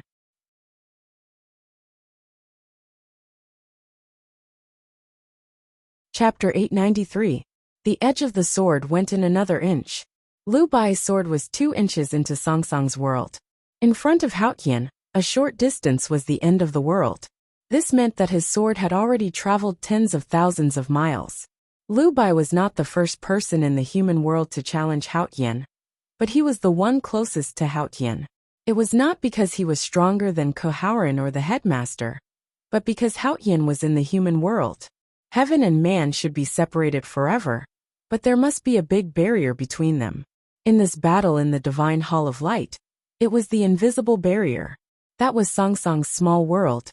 How could Lu Bai's sword pierce into her small world? That was because his sword contained the peak of the sword garret of South Jin Kingdom and the narrow streets in Lingkong. It contained the memory of the headmaster slaying dragons and gods in the wilderness, the aura of the human world sent by the academy, decades of hard work, the courage of all the defiance of heaven, and the boundless world. He used the boundless world to break heaven. Hearing the prayers coming from the foot of the mountain, Sang Sang waved her sleeves and a breeze blew down the peach mountain. She turned a blind eye to the sword that was getting closer and closer to her. Lu Bai's sword was corroding at a speed visible to the naked eye. The bright blade became dim, and a layer of greenish-red rust appeared like a cocoon. The rust continued to spread into the sword. She was the rule of this world. Even though she could not reverse the cause and effect, she could perfectly control the most basic and powerful rules in her own small world. These were her weapons. She used time to face the boundless world between Lu Bai's sword. No matter how prosperous the human world was, there would be a moment when the everlasting night came. No matter how green the mountains were, there would be a time when the autumn wind blew and leaves fell. Those great, brave, elegant, and worldly things were all weak in front of time. Lu Bai's sword moved another inch. The inch of blade that entered Song Song's small world instantly showed signs of rust. His sword was getting closer to her. His sword was being eroded by time. This was the closest she had been to the human world since she came to the human world. The distance between heaven and man was less than 3 inches. She did not know that Lu Bai's human sword was 1 inch closer to her. Or did she see the human sword as a rusty iron rod at the bottom of the river? A gust of wind blew out of the Divine Hall of Light and landed in the front yard of Peach Mountain. The sect leader's shoulder was heavily injured and was currently bleeding profusely. When the cool breeze brushed past it, the bleeding stopped, and then it slowly recovered at a speed visible to the naked eye. New flesh grew out continuously. The powerful cultivators who had been seriously injured by Ning Ke felt refreshed by the breeze. Especially those devout followers of Haotian except Qin Yan. They found that their injuries were recovering. The dead in the pool of blood could not be resurrected, but those who were still alive felt the mercy and love of Haotian, and felt the miraculous power. Therefore, the prayers of tens of thousands of people became more pious and orderly, filled with awe for God and faith in the light. The great array of clear light of the West Hill Divine Palace seemed ordinary. It was first broken by Lu Bai's sword, and then by Tang Xiaotong's iron rod. At this moment, it had shrunk to a radius of 100 feet. Its true power was revealed in the prayers. Because of the great array of clear light, Ning Ke could not kill all the powerful cultivators in the front yard. He did not have enough iron arrows, nor could he write more divine talismans. The altar was empty except for Ning Ke, Chen Pipi and Tang Xiaodang, as well as the lonely divine hall of judgment. Everyone, including the hierarch, stayed far away. No one dared to stand in front of his iron arrows. Looking from the altar to the north, it was obvious that there was an empty passage. Logically speaking, Ning Ke should have left. If he was alone, no one could stop him now that Haotian's divine power was invincible. But he did not take the risk to leave Chang and then come to the West Hill Divine Palace, just to kill a few powerful cultivators for the academy. What he wanted to do had just begun, and was far from over. Moreover, Chen Pipi and Tang Xiaotang were still in front of the altar. Ning Ke felt that the Haotian divine power in his body was slowly draining away. Even though the rate was not fast, if this continued, there would be a moment when his divine power would be exhausted. The talisman floating around the altar and in the sky was swaying in the wind. He did not know how long it could last. He did not turn around and said to Chen Pipi, "Let's go." It was a simple word, and an unquestionable arrangement. Chen Pippi did not hesitate, and walked down the altar. He supported Tang Xiaotang, who was covered in blood, and walked out of the Peach Mountain. He did not even look back at Ning Quebec. Tang Xiaotang was confused and asked, "What about youngest uncle?" Chen Pippi still did not look back. He panted and said, "If we still want to save him, it will be a waste of energy. Moreover, this is the West Hill Divine Palace. His life and death cannot be decided by man, only by heaven." His ocean of qi and mountain of snow were locked. Coupled with his obesity, his physical quality was even worse than that of an ordinary person. He walked too fast while supporting Tang Xiaotang, and was panting heavily. Tang Xiaotang did not understand his explanation, but she knew the relationship between Chen Pippi and Ning Quebec. She took out an elixir and swallowed it. Then she carried Chen Pippi on her back. She had cultivated in the Devil's Doctrine, and had a strong recovery ability. Moreover, she had taken the elixir made by 11th Uncle Wang Qi. Although she was still weak, she was much faster than Chen Pippi. She knew that Ning Ke had taken a great risk to buy time. Therefore, she carried Chen Pippi on her back, and rushed out of the front yard without hesitation. Compared to her petite body, Chen Pippi looked like a fat bear in winter. From the back he could not see her at all, which was a little funny. Ning Ke stood in front of the altar, and could not help laughing at the scene. The iron bow in his hand was still steady, and the iron arrow on the string did not move at all. No one dared to stand in front of the arrow. In front of Ning Ke's iron arrow was an empty path that no one dared to enter. This path was the most dangerous for enemies, but the safest for allies. No cultivator dared to stop Tang Xiaotang and Chen Pippi. Even the most devout people from the South Sea did not dare to do so. This was the deterrence of the primordial 13 arrows. But the cavalrymen of the divine halls of West Hill did not think so. They were used to life and death on the battlefield. They were devout and zealous protectors of the sect. They did not care about their own life and death. Moreover, they had a large number of cavalrymen. No matter how powerful the primordial 13 arrows were, how many could they kill? The wind blew, and dust rose from the mountain path in the distance. Ning Ke could guess what was going to happen. He shouted, "Lu Yiqing!" No one on the front yard of Peach Mountain understood why he would suddenly call out the people from the Sword Garret of South Jin Kingdom at such a critical moment. Yi Hongyu might have understood, but she was not in the mood to think about it. Lu Yiqing and the disciples of the Sword Garret did not participate in this earth-shattering battle. On the one hand, although he was a great sword master in the knowing destiny state, he was still far from the hierarch lord or Qin Yan. On the other hand, they did not know what to do. The sage of sword Liu Bai was a visiting professor of the divine halls of West Hill. The Sword Garret of South Jin Kingdom had always regarded itself as a part of Taoism. Although they were too proud to submit completely to the divine halls of West Hill, they had never thought of betraying them. The South Jin Kingdom and the Tang Empire were mortal enemies. There was no kindness between the Sword Garret and the Academy, only hatred. Logically speaking, they should be on the side of Taoism. However, Liu Bai's sword had entered the Divine Hall of Light. Everyone knew what this meant. Lu Yiqing asked in a low voice, "What is it?" Ning Ke said, "Leave with the Academy."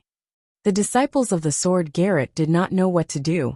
If they did not leave now, the divine halls of West Hill would definitely hold the Sword Garret accountable. But if they left with the people from the Academy, wouldn't it be announcing to the world that the Sword Garret had betrayed Taoism and sided with the Tang Empire? They looked at Lu Yiqing. The Sage of Sword was doing something outrageous in the Divine Hall of Light. They could only wait for Lu Yiqing to make the most important decision. The situation was tense, and they did not have much time to think. Lu Yiqing closed his eyes and felt the faint sword style coming from the Divine Hall on the peak. He stomped his feet and shouted, "Let's go!" The disciples of the Sword Garret looked uncertain, but they finally made up their minds. They kowtowed to the Divine Hall of Light 3 times, and rushed out of the front yard of Peach Mountain. Soon they met up with Tang Xiaotang, who was carrying Chen Pippi on her back. Since they left on the same path, they were on the same path. The cavalrymen of the Divine Halls of West Hill were already in formation on the mountain path. The disciples of the sword Garrett pressed their hands on the hilts of their swords and looked solemn. Some of their eyes were already red. Protect the seniors from the academy. Lu Yiqing was supported by his younger brother. He held the hilt of his sword and tilted his head to listen to the hoofbeats coming from the front. He thought of his brother, who was fighting in the divine hall of light behind him. He shouted tragically, "Anyone who stands in our way will die." Although the cavalrymen of the divine halls of West Hill were powerful, they had been defeated by Tang Xiaodang and had witnessed many unbelievable situations. How could they be a match for the disciples of the South Jin Kingdom, who were determined to die? Especially when Lu Yiqing and Tang Xiaodang fought with their lives, they were quickly defeated. The sword qi on the mountain path gradually faded away. Only the hoofbeats and the painful groans of the injured cavalrymen could be heard. The prayers on the front yard did not stop, but became much lower. The people of the divine halls of West Hill and the guests who attended the Right to Light still could not believe what they saw. The hatred between the academy and the sword Garrett was as deep as the ocean. Junmo's right arm was cut off by Lu Bai, and Lu Yiqing's eyes were blinded by Ning Quebec. Why did the sword Garrett and the academy join hands after Ning Ke said a few words? That was because they could not understand. For the academy and the sword Garrett, losing an eye and losing an arm was normal. Since the battle was fair, the ending should be fair too. As for the alliance between the academy and the sword Garrett, it actually started when Chao Xiaoshu visited the sword Garrett and confirmed that Lu Bai's sword had flown up the Peach Mountain. The disciples of the academy and the sword Garrett had already left. Ning Ke was alone in the front yard of the Peach Mountain. In the eyes of others, he should have looked a little lonely, but he seemed to have become even more terrifying. Because he no longer had anything to worry about. He could do whatever he wanted. He could start doing what he wanted to do. So he raised the iron arrow. After the Tianqi, his power had far exceeded the scope of the human world. The bowstring was pulled to the fullest, as if it was about to break. The arrowhead did not tremble at all. It pointed coldly and terrifyingly to the north. There is one more chapter. Try to finish it before 2:30. To be continued. If you like this work, please come to Chidian.com to vote for me. Your support is my greatest motivation.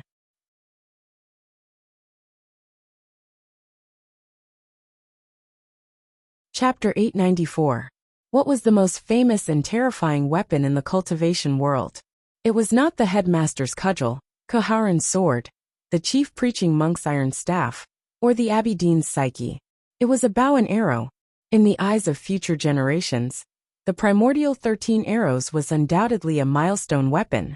Its power was so great that it made people speechless.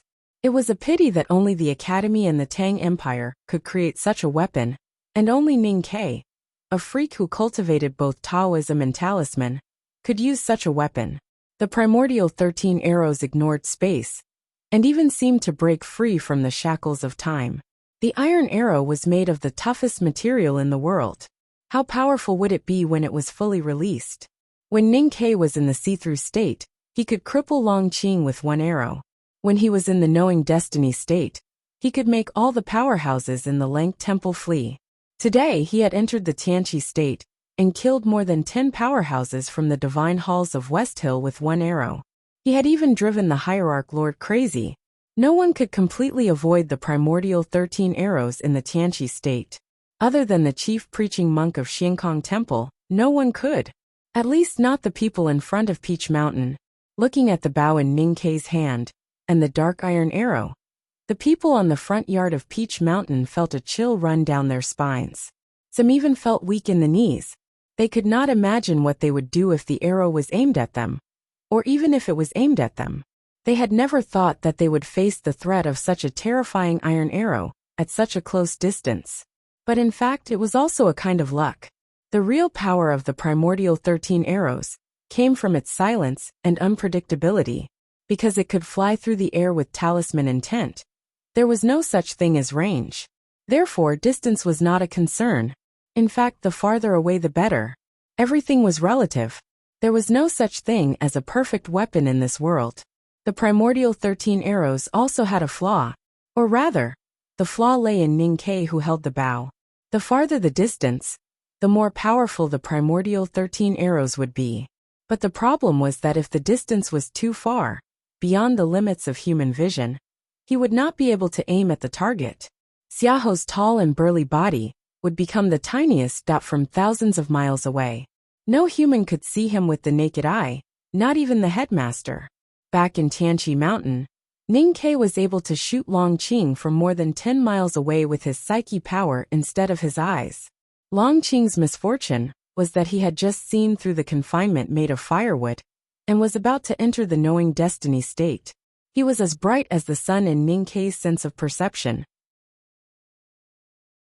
With Ning Ke's current cultivation state, if he wanted to aim at a target far away, he needed to be at least at the peak of the knowing destiny state and completely release his state. It would be best if he could break through the realm, who would release their full power at the exact moment he drew his bow. Why should the target coordinate with his aim? Who would break through the realm when Ning Ke was shooting arrows? It was not every day that someone broke through the realm in the cultivation world. Not to mention the moment when he shot the arrow. Not everyone would be as unlucky as Long Qing. Although the powerhouses present were not very clear about the secrets of the primordial 13 arrows, they had vaguely deduced some principles from the experience of fighting with Ning Ke over the years. Therefore, when they saw him draw his bow to the fullest, they were extremely nervous and anxious, and wanted to know who he was going to shoot. Where would his iron arrow be shot to? Ning Ke raised his iron bow and looked to the north quietly. He was not looking with his eyes, but with the psyche power in his sense of perception. He was using his psyche power to perceive the world, and the projection of the world became an ocean in his consciousness.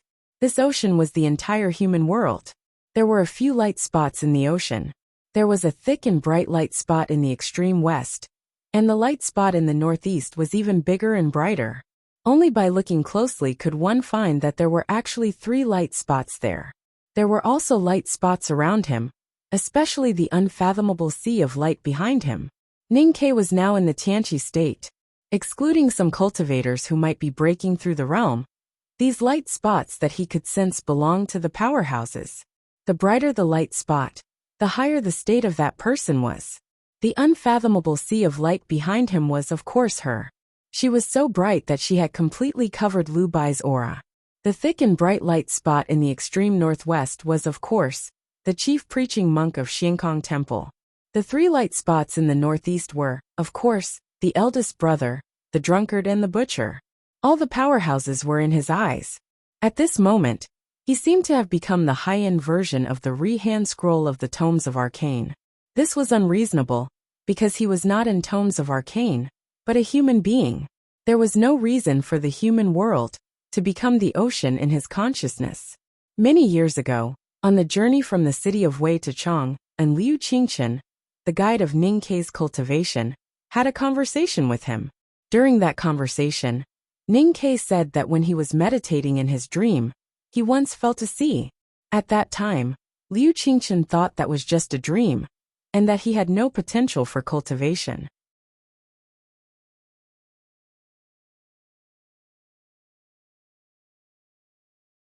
Chapter 895.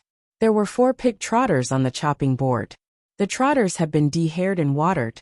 They looked like tender lotus roots that had just been plucked from the mud. A thick knife slid across the chopping board. The yellow straw paper unfolded like lotus leaves.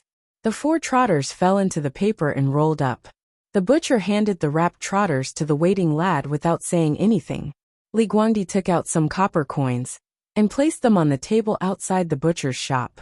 Then he turned around and walked out. Suddenly, the butcher felt something and looked up. His eyes passed through the smoke-blackened wall and looked in the direction of the West Hill Divine Kingdom in the south. His face suddenly turned pale. The big white pig hanging on the iron hook behind the butcher's shop suddenly moved. The butcher's knife also trembled. There was no wind, but there was a whistling sound. The butcher held the knife and looked in the direction of the West Hill Divine Kingdom. He understood something, so he lifted the thick and oily knife as fast as he could and held it with both hands. He covered his face so that no wind or anything else could penetrate it. The big white pig hanging on the iron hook was still swaying. The blood in the pig's abdomen was shaken out and dripped to the ground. It sounded like a clock. Time passed slowly. Nothing happened. The butcher squatted in the corner with his back bent. He held the thick knife with both hands and covered his face, like a turtle hiding in its shell. Outside the butcher's shop, Li Guangdi and Zhang Yinzu walked toward the calligraphy and painting shop. If they got closer, they could hear one of them mumbling something, as if he was memorizing something. Zhang Yinzu asked nervously, "Did you see anything wrong?" "Don't talk." Li Guangdi looked very nervous. He stared at him and said, "And don't think about taking notes and paper. Just remember it with your brain." Zhang Yinzu shut his mouth tightly and didn't say anything else. Li Guangdi recalled the scene he had seen and guessed that the butcher's weakness was his face. The 4 pig trotters wrapped in yellow straw paper were swinging in the hands of the 2 lads. They looked no different from the human arms cut off by the butcher. In the front yard of Peach Mountain, thousands of miles away, Ning Kei's iron arrow was no longer aimed at the small town at the border of Song and Yin, but at the northwest. The drunkard and the butcher were in that small town. They were the Academy's most feared opponents, and also the biggest threat to Chang'an City. He really wanted to see if he could kill them. However, these 2 were great cultivators who had experienced the everlasting night after all. To be able to successfully hide from Haotian for tens of thousands of years, one could imagine how profound their realms were, and how powerful their concealment techniques were. Cultivators in the knowing destiny state would have an almost intuitive sense of the possible turning points in their lives, not to mention the drunkard and the butcher. When Ning Kei raised his iron bow and aimed at the town, the drunkard and the butcher sensed it immediately and responded accordingly. The drunkard was ready to leave, while the butcher raised his butcher knife. After the Abbey Dean became disabled, the drunkard became the fastest person in the world. He was even faster than the eldest brother. He was in the distanceless state and had infinite skills. It was hard to kill him unless he was trapped. The butcher had always been the most powerful person in the world. No one, not even Yu Lian, could be mentioned in the same breath as the chief preaching monk of the Xiankong Temple in terms of strength and physical strength. The drunkard was ready to leave, and the butcher raised his knife. Ning Kei's primordial 13 arrows could not kill them. Since it could not kill them, he could not shoot them. It was not because he had too few iron arrows, and they were too precious. For the Academy, they were willing to pay any price if they could kill the drunkard and the butcher. The reason why Ning Kei did not shoot them was simple. Since he could not kill them, he would not shoot them. He seldom did things that he was not absolutely sure of, and that required great risks. The so-called risk, of course, was not to kill them, but to anger them. He could not help but feel a little regretful, but not too much, because the Academy had always wanted to try, but they had never lost their cool. It was a wish but not an ambition, and the Academy had already made arrangements for the drunkard and the butcher. The iron arrow in Ning Kei's hand was aimed at the northwest, which should be Qinghe Prefecture. As the iron arrow moved slowly, the atmosphere in the front yard of Peach Mountain became more and more tense. Until then, no one knew who he was going to shoot. In fact, even Ning Kei himself did not know. In his perception, Qinghe Prefecture was just an inconspicuous area in the vast sea of the human world. There was no bright spot there. Suddenly, a spot of light appeared in his eyes. So he loosened the bowstring.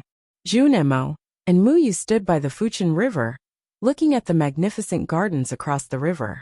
After a long silence, he asked, "Do you understand?" Muyu took out the embroidery needle from the cloth and said, "It's a bit troublesome but not difficult." Junemo said, "Then let's go." Muyu listened to the chanting from across the river. She frowned and said, "Youngest brother's plan has nothing to do with the 2 of us." Junemo said, "He underestimated the warlords. Wang Jinglu could not have done it." In the original plan of the Academy, Ning Kei would go to the West Hill, eldest brother would go to the small town, and second brother, who was seriously injured in the Verdant Canyon, should stay in Chang, and to ensure the safety of the rear. But now he was in Qinghe Prefecture, which meant that the Academy was empty. At this time, Wang Jinglu was in the Chui Garden by the Fuchin River. Today, The bigwigs of the Qinghe prefecture gathered together, because the West Hill Divine Palace was holding the right to light. Because of the tense situation in the prefecture, many of them could not go to the Peach Mountain to worship, so they chose to hold the ceremony in the Chui Garden. He entered the Chui Garden through Chui Huasheng. Looking at the pious bigwigs of the warlords by the river, he frowned. Until now, he still could not figure out who his target was. The Qinghe prefecture was ruled by the families. The families relied on history and family rules, but the real reason why Qinghe prefecture dared to betray Chang was because of the two knowing destiny masters by the Fuqian River. Not many people knew who the two knowing destiny masters of the Qinghe prefecture were. Even Wang Jinglu did not know. Even if he knew, it would be difficult for him to complete the task given to him by Ning Quebec. At this moment, a wind came from the south. The wind was not as wet as the great swamp. The few cultivators in the garden felt a sense of holiness. The autumn flowers by the river were covered with a faint luster, looking especially holy. There was an old man under the roofed corridor. He was an unknown person from the branch of the Song family. He was already old and had been dozing off. But now he suddenly opened his eyes. The divine talisman moved the Peach Mountain, and the Tianqi shocked the world. All the cultivators knew that something big had happened on the Peach Mountain, because they felt the qi of heaven and earth changing drastically. The accuracy of this perception depended on the state of the cultivator. Grand cultivators like the drunkard and the butcher could naturally sense it more clearly, but Wang Jinglu, who was at the peak of the see-through state, could only guess roughly. It was enough for him to guess roughly.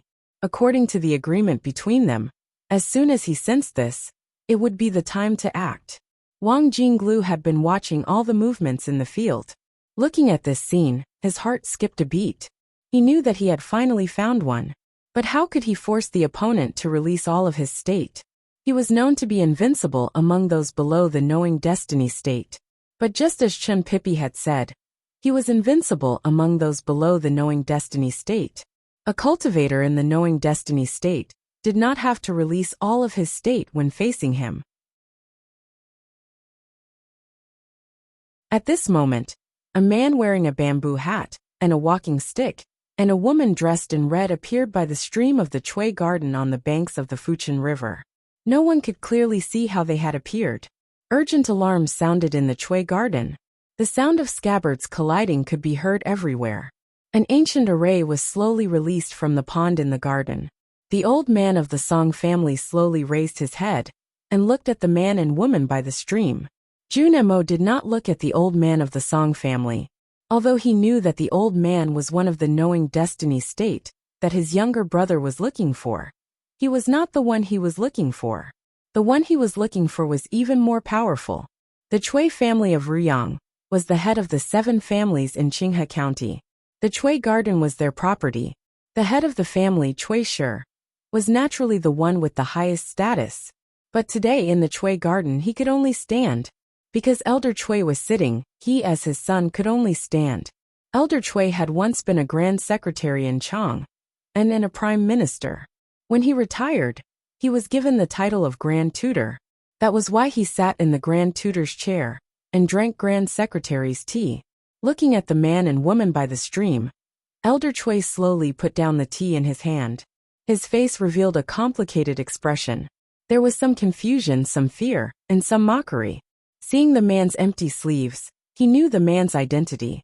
Elder Chui did not expect that the academy would disregard the agreement with the West Hill Divine Palace and send someone to Qinghe County. He did not expect it to be this person. In a very short time, he woke up from his confusion. He remembered that the headmaster he feared the most had already ascended to heaven. The academy was no longer the academy of the past. If it was in the past, I think I would not have the courage to fight Mr. Second. Elder Chui looked at Junemo by the stream. His expression gradually became calm. He said, "But you have lost an arm and have not recovered from your injuries. How can you be my opponent?" With these words, the array in the Chui Garden exploded. It was indeed a family with a long history. The array by the Fuqian River was indeed powerful. The aura of heaven and earth was chilling. Junemo knew that this person's judgment of the situation was correct. If it was in the past, He would have killed all the enemies in the garden with his iron sword alone. But now, he might not even be this person's opponent. But he did not say anything, nor did he do anything. Muyu picked up an embroidery needle and pierced it into an autumn lotus in the stream. Her movements were very natural, as if she had done it unintentionally. Elder Chui's expression suddenly changed. The terrifying array by the Fuchin River had been broken in the wind. The families of Qinghe County indeed had a very rich history. They had existed even longer than the academy, but that did not mean that they were powerful. Otherwise, the tortoise would have long ruled the world. Muyu was the bride. She was the seventh sister who loved to eat melon seeds, chat and play cards. She was also the world's most talented array master. She had observed the array for half a day by the Fuchin River, and had long seen through it. Junemo looked at Elder Chui quietly. Elder Chui looked at him and said indifferently, "When I was the prime minister, I went to the academy many times and saw you as a child. I never thought that I would kill you today." Qinghe County still had many spies in Chang'an. Elder Chui was very sure that Junemo had not recovered from his injuries. More importantly, no one knew that he was not only in the knowing destiny state, but also at the peak of the knowing destiny state. Although the big array by the Fuchin River had been easily broken by the girl from the academy, Elder Chui was still confident that he could kill Jun Emo by the stream. Wang Jingla's face became abnormally pale in the crowd. He could not help but be shocked when he saw Mr. Second appear. He was even more shocked when he realized that Elder Chui was the knowing destiny state cultivator he had been searching for. According to Ning Kei's plan, he should have made a move now. However, to make a knowing destiny state cultivator release his full state, he needed a sufficiently powerful person to use powerful means. But from Elder Chui's tone, he seemed to have endless confidence in defeating Mr. Second of the academy. How could he do it? Junemo did not make a move either. He only took a step forward. Elder Chui's expression suddenly froze. The elder of the Song household under the corridor stood up with his sword in his arms.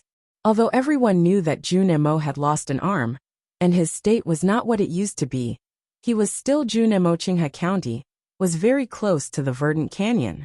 The scene of Junemo single-handedly fighting 10,000 people in the Battle of the Verdant Canyon at the end of last year was like a nightmare imprinted in people's souls.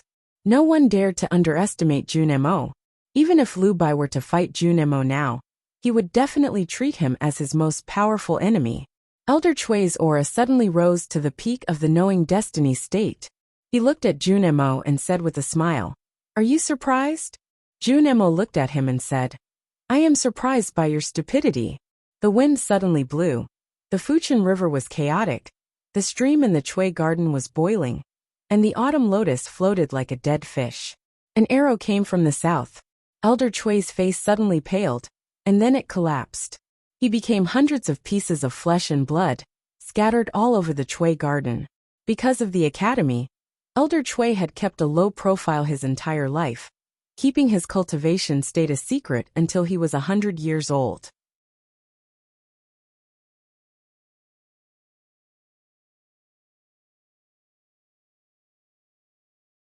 This was a problem of seriousness, time, and ability. If one's ability was not good, it would be difficult to improve in a short period of time. The first two should be able to improve, so all the problems were ultimately my own problems. It was a problem of attitude and diligence. I didn't know why I thought so. Maybe after a few days, I would feel that the coming of night was especially good. Was it just a period of self-doubt? But I was really depressed. I felt that it was really bad. And I didn't want it to be like this. Tomorrow was the 4th of Saturday. Originally, I thought that it would be double, so I wanted to postpone my leave until later. But now that I was in such a bad mood, I didn't want my monthly vote anymore. Tomorrow, I would rest as usual and reflect on myself. At night I saw another book review. I found out that the reader Shooting Bird had passed away in a car accident in March. His wife posted a post in the book review section, saying that he had been looking forward to writing The Coming of Night until August. I replied that I would write well, so I would definitely write well in the future, better than the previous ones. Cherish the present, we can't waste life. May he rest in peace, and may his wife live a happy life. To be continued. If you like this work, please come to Chitian.com to vote for me. Your support is my greatest motivation.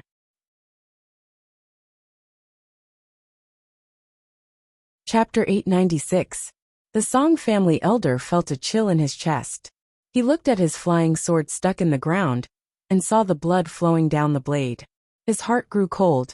Only now did he truly understand that even if he had not recovered from his serious injuries, he would never be a match for Junemo. Junemo did not even truly attack. He just reached out in the autumn wind, and grabbed his life-bond sword and took his life. There was dead silence by the Chui garden. The splashing on the Fuchin River had also stopped. The Song family elder slowly fell down. Junemo held his cane, and left with Muyu. No one dared to move.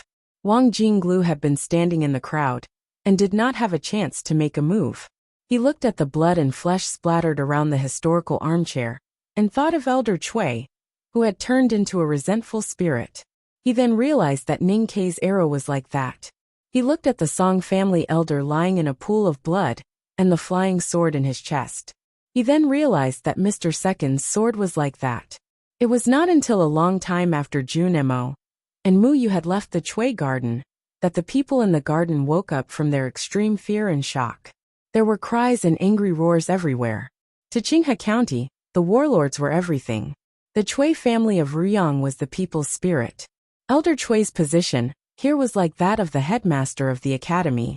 Now that Elder Chui, whom everyone relied on, had turned into a pile of flesh and blood without doing anything, how could they not be afraid? The news of Elder Chui's death quickly spread throughout Yangzhou City and entered thousands of households. Naturally, Chang'an also received news of the Kingdom of Wind.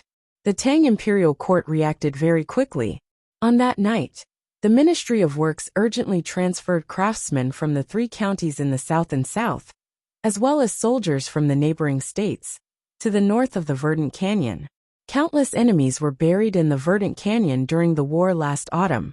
The official road was blocked by huge rocks, and was extremely difficult to walk on.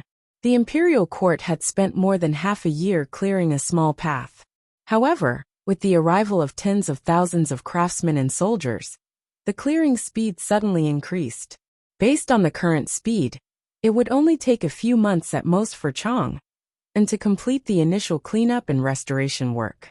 This also meant that the Tang Empire's iron cavalry would only need a few months to pass through the Verdant Canyon and rush south.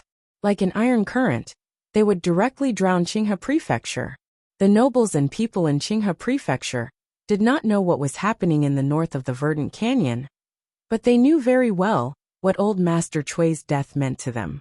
The treaty between the Tang Empire and the West Hill Divine Palace had become a waste paper. The Tang Empire's army could appear in Qinghe Prefecture at any time. The terrifying pressure from the north was like a low-level dark cloud, pressing down on the people of Qinghe Prefecture and making it difficult for them to breathe. They could not understand why the Tang Empire did not seem to need a breather after having just experienced an extremely tragic war to defend their country. They wanted to tear up the peace treaty so quickly. The chaos in Qinghe County had already appeared, and it was impossible for it to calm down. Wang Jinglu did not leave Yangzhou City because he wanted to wait for Chui Huaxing here. Most importantly, he was responsible for receiving the cultivators from the Imperial Center Administration and military spies who were constantly sneaking into Qinghe Prefecture from the Tang Empire. Then, he would use these forces to help Chui Huaxing occupy a better position in the chaos of Qinghe Prefecture. A cylindrical passageway appeared in the air above the front yard of Peach Mountain.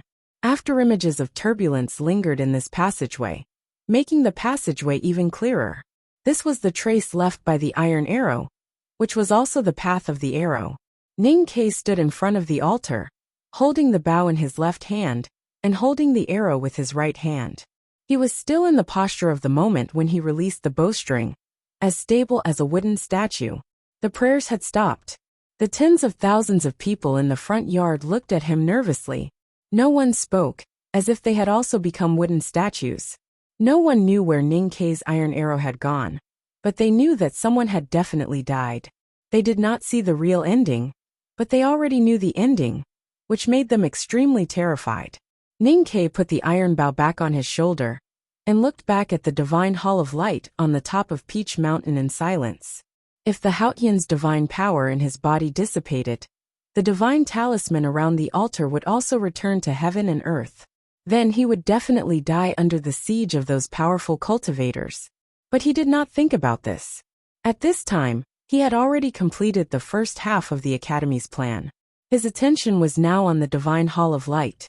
He could vaguely feel the ending of the battle in the divine hall, and he knew that someone would definitely die. Just like how people on the front yard knew that someone would definitely die when they saw him shoot the arrow. Now that someone had entered the divine hall of light, he would definitely die. This made him a little depressed. In this battle between heaven and man, the one who died was naturally heaven. Sang Sang looked at the boundless universe on the sword. In her eyes, there were stars vanishing and disappearing, sunrise and sunset, rising and falling tides, and countless seasons passing by in the human world. Lu Bai's sword was only 2 feet away from her.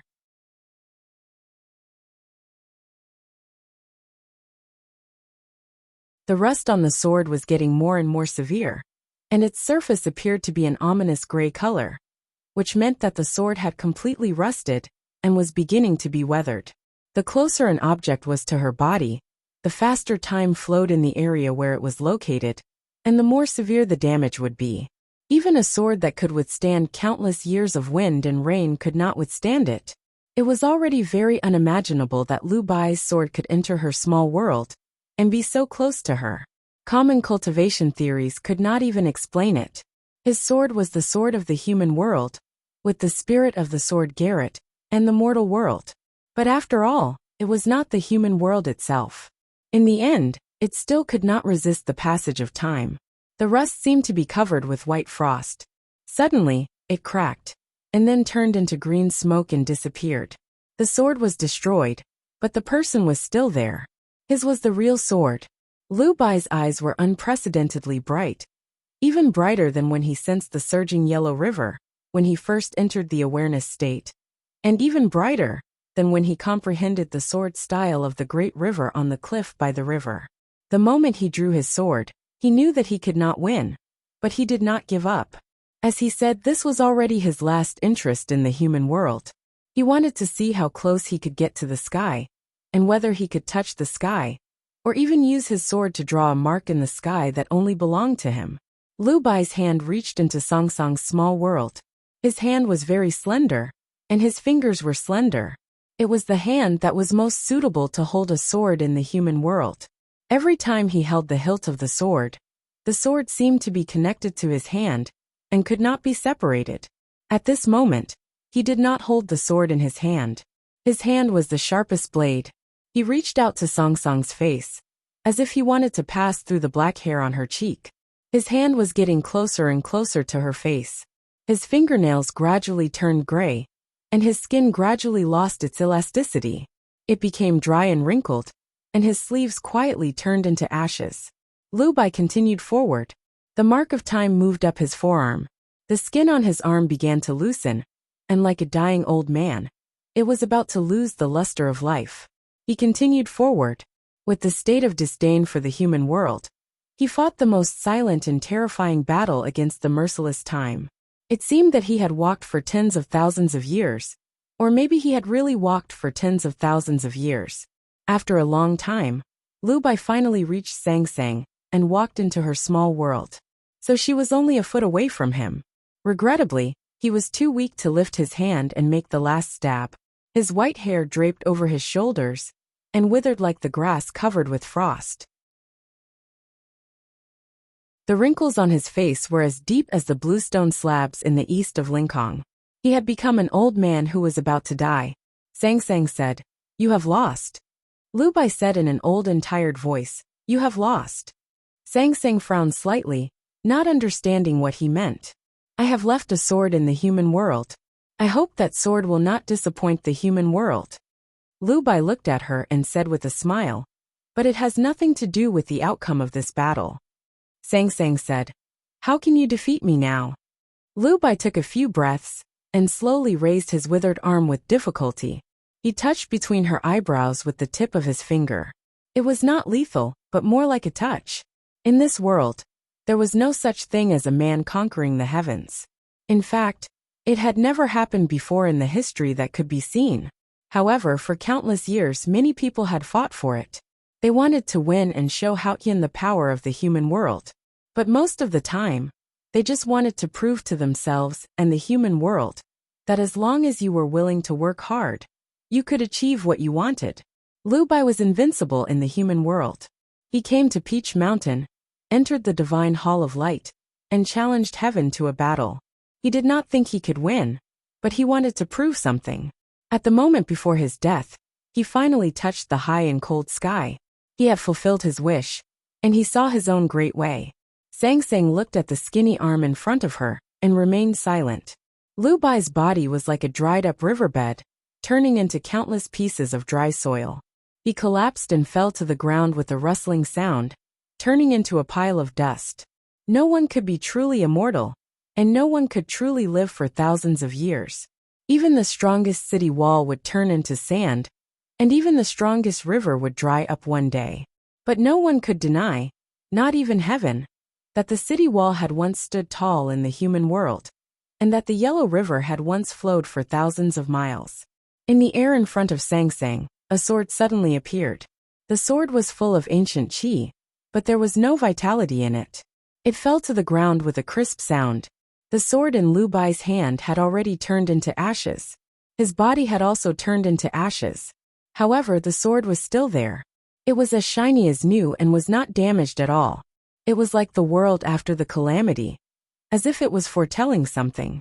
Sang Sang looked at the pile of dust and the ancient sword in front of her, and did not say a word. This was the real meaning of her first attack in the human world.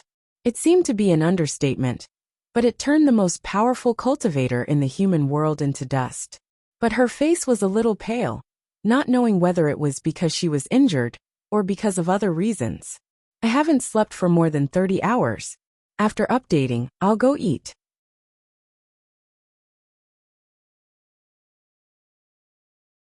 After eating, I'll try to fall asleep. See you tomorrow. P.S. I've been strong before, so I should always be strong. Let's work hard together. To be continued. If you like this work, please come to Chidian.com to vote for me. Your support is my greatest motivation.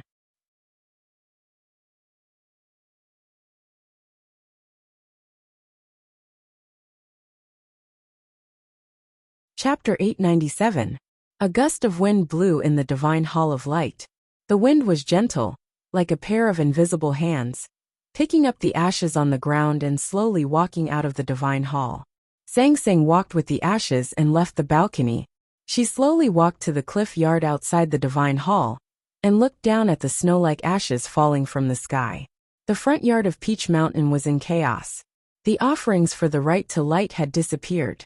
Dozens of divine talismans were clearly visible on the array of clear light. Ninkei had done a lot. She looked at the figure in front of the altar, and could no longer control her anger. So the cool breeze in the mountains suddenly became violent, whistling from the divine hall to all directions of the human world. Autumn in Linkhong, the capital of South Jin Kingdom, was not so clear. Instead, people were suffering from the autumn rain. The streets and alleys where the poor lived in the eastern city were even dirtier because of the autumn rain.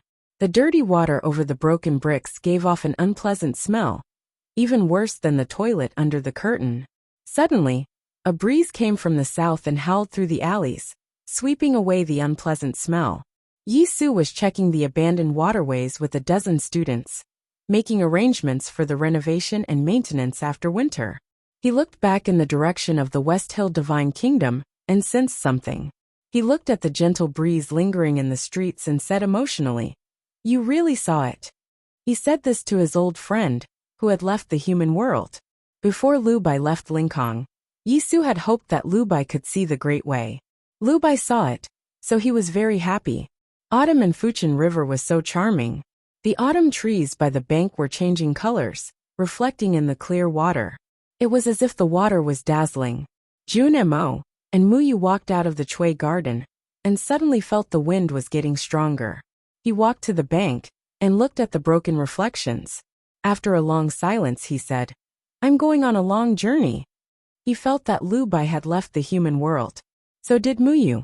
But she didn't understand why Jun Mo would make arrangements for Lu Bai's departure. "Where are you going?" she asked, looking a little uneasy. "I want to go to Xiankong Temple. Since I want to learn Buddhism, I have to go there," Jun Mo said. Looking at her expression, he continued, "I will only cultivate Buddhism, not become a monk." Muyu asked, "Why did you make such a decision?" Jun Mo said, "She's too powerful. Junior brother may not be able to control her." Muyu looked at him and asked, "Actually, you just envy Lu Bai?" Jun Mo said, "Yes, I envy him. But Yi Su and I were in the sword he stabbed at Haotian today, so I'm very grateful to him." In autumn, the wilderness had long been cold. The wind blowing in the desolate wilderness seemed to be filtered by ice and snow. Once it touched the body, it felt cold like needles piercing into the bones. Tang Lu puffed out her chest, but she didn't feel anything. She was still continuing the unfinished conversation with her teacher in the carriage on her shoulder. Even if Lu Bai's sword can make her emotional, what's the point of being emotional? If she's sentimental, junior brother will have a chance. Yu Lian sat in the carriage, as if she was sitting on a hill. She looked to the south and slowly raised her eyebrows. There was a lot of information in the wind. Tang also sensed the information, and suddenly felt the wind blowing on his chest was a little cold. Yu Lian said, "Lu Bai is dead. She's really invincible. It's meaningless for us to go to Peach Mountain. Except for Ning Ke, no one can defeat her." Tang said, "I'm just a little worried." Yu Lian said, "Tang Xiaotang, Pippi and Ning Ke are all on Peach Mountain. The Divine Hall even asked the House of Red Sleeves to go to Peach Mountain. Do you know what that means?" "I don't know. There's a girl named Xiao Chao in the House of Red Sleeves. She used to be her best friend in Chang'an. Tang Xiaotang is her best friend in the back of the mountain of the academy. Pippi is very close to her, not to mention Ning Quebec. It means that the people closest to her are all on Peach Mountain now." Then, she gave teacher the will of heaven, so teacher gave her the earthly fate. She invited teacher to Haotian's divine kingdom, so teacher left her in the human world. If she wants to go back, she has to cut off her earthly fate. How to cut off her earthly fate? The first thing she has to do is to cut off her earthly fate. She wants to kill Xiaotang and the others. Yes. Then shouldn't we be more worried? How can it be so easy to cut off her earthly fate? Yu Lian said, "I think she must be very distressed now." Tang asked, "What is the academy's plan?" Yu Lian said, "The academy has no plan at all." Tang was a little surprised and asked in confusion, "No plan?" "Yes. As I said before, God's plan is better than man's plan. So why bother? We don't need to do anything." Yu Lian said, "The academy asked Ning Ke to go to Peach Mountain. Is that enough? Since we can't beat her, then let her do it herself. Anyway, no matter what she does, she can only make the situation what youngest brother wants." "Why is that?" "Because she is youngest brother's natal." Tang was very shocked and did not know what to say. Yu Lian looked at the high sky and said with emotion, "Teacher took youngest brother as his last disciple. Now that I think about it, it is because of this." Tang frowned and said, "But she should be able to predict this. Even God's plan can't predict one's natal." In fact, Yu Lian did not know that the reason why she could not include Ning Ke in her plan was not only because Ning Ke was her natal, but also because Ning Ke did not belong to this world. Tang said with emotion, "So not calculating is also a kind of calculation. Our enlightenment doctrine is best at scheming. Since Uncle Lotus, we have calculated everything in the world. But even teacher couldn't predict her, so I can't either." The wind of the wilderness blew her hair. Yu Lian withdrew her gaze and looked in the direction of the West Hill Divine Kingdom in the south. She said, "So I waited for her to calculate her death." The devil's doctrine was good at scheming. If Lotus had not had that story with Kaharan, the devil's doctrine would have been dominating the human world under his scheming. As the current leader of the devil's doctrine, Yu Lian was naturally very talented in this aspect. Just as Tang said, she did not calculate Haotian, which was actually the most incredible kind of calculation. Except for Haotian, everything else was in her calculations. Letting Xiong Chumo go at the back of the mountain of the academy last year, and ignoring the people from the South Sea were all part of her calculations. As for what would happen in the end, she was not sure. But she was sure that Taoism would continue to decline. The decline of Taoism meant the power of the academy. Tang suddenly said, "In fact, sometimes I have been thinking about what the human world would be like if Master Lotus did not have that story and was still alive." Yu Yin said, "Not to mention Lotus, even if I did not enter the academy, at least half of the human world would be the territory of the Enlightenment doctrine." Tang looked back at her and asked, "Teacher, do you feel any regret?" "What regret? As long as youngest brother could win, the entire human world would belong to the academy." Yu Lian opened her arms as if she was going to embrace the entire world. The breeze blew gently and then gradually died down. The peach blossom petals on the front yard of Peach Mountain danced again. The array of clear light trembled and dozens of divine talismans gradually dimmed. Ning Ke knew that Lu Bai was dead. He was not surprised by the outcome of the battle between heaven and man. All human beings who challenged Haotian in history ended up on the road of no return. Even though the headmaster was still in the Night Dome, he could not come back either. The academy did not have a plan, but they had been waiting for a change.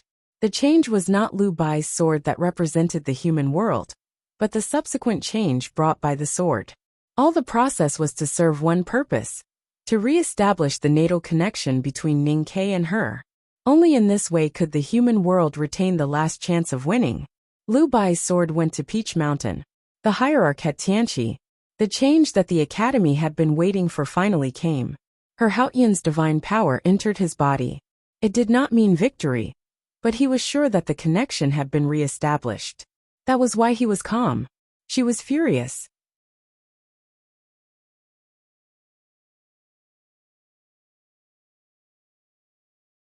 The gate of Haotian's divine kingdom was destroyed. She was left in the human world with no way back.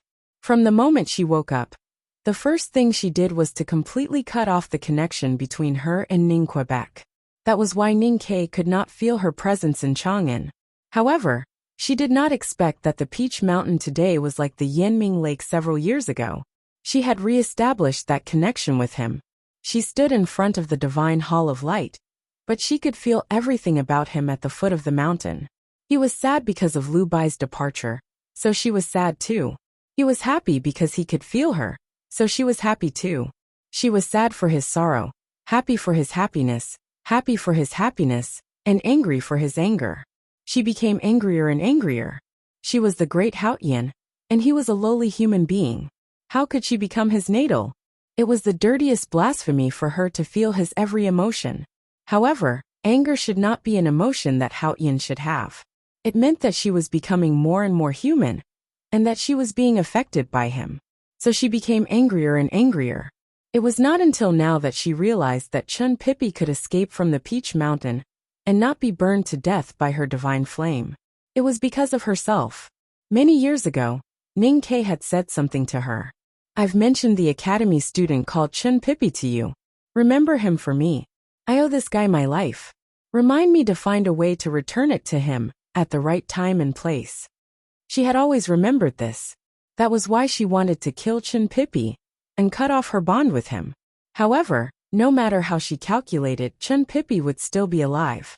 No matter how she cut off the connection between her and Ning Ke, the connection had always been there.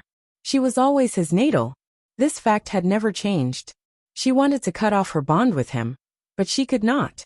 Instead, it became more and more chaotic. How could she not be angry? The 3 unconnected chapters are the main plot of this scene. Please participate as soon as possible. The book review competition of the night will end in 4 days. Everyone, please participate as soon as possible. The rewards are very generous. There will be Chidian coins and signed books. I have learned a lot from the participating book reviews. I am very grateful to everyone. I have figured out some things in these few days, which should be helpful. For example, I am ready to give up the plot outline. There will definitely be a period of time where I will not be used to it. I am not in a good state recently, and I am going to go out the day after tomorrow. Recently, I will update a chapter every day. I will report to you. Of course, I will not take any tickets. We will talk about it when I recover. To be continued. If you like this work, please come to Chidian.com to vote for me.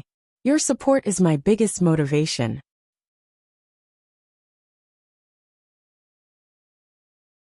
Chapter 898. The divine kingdom was hard to open, and the right to light would fail.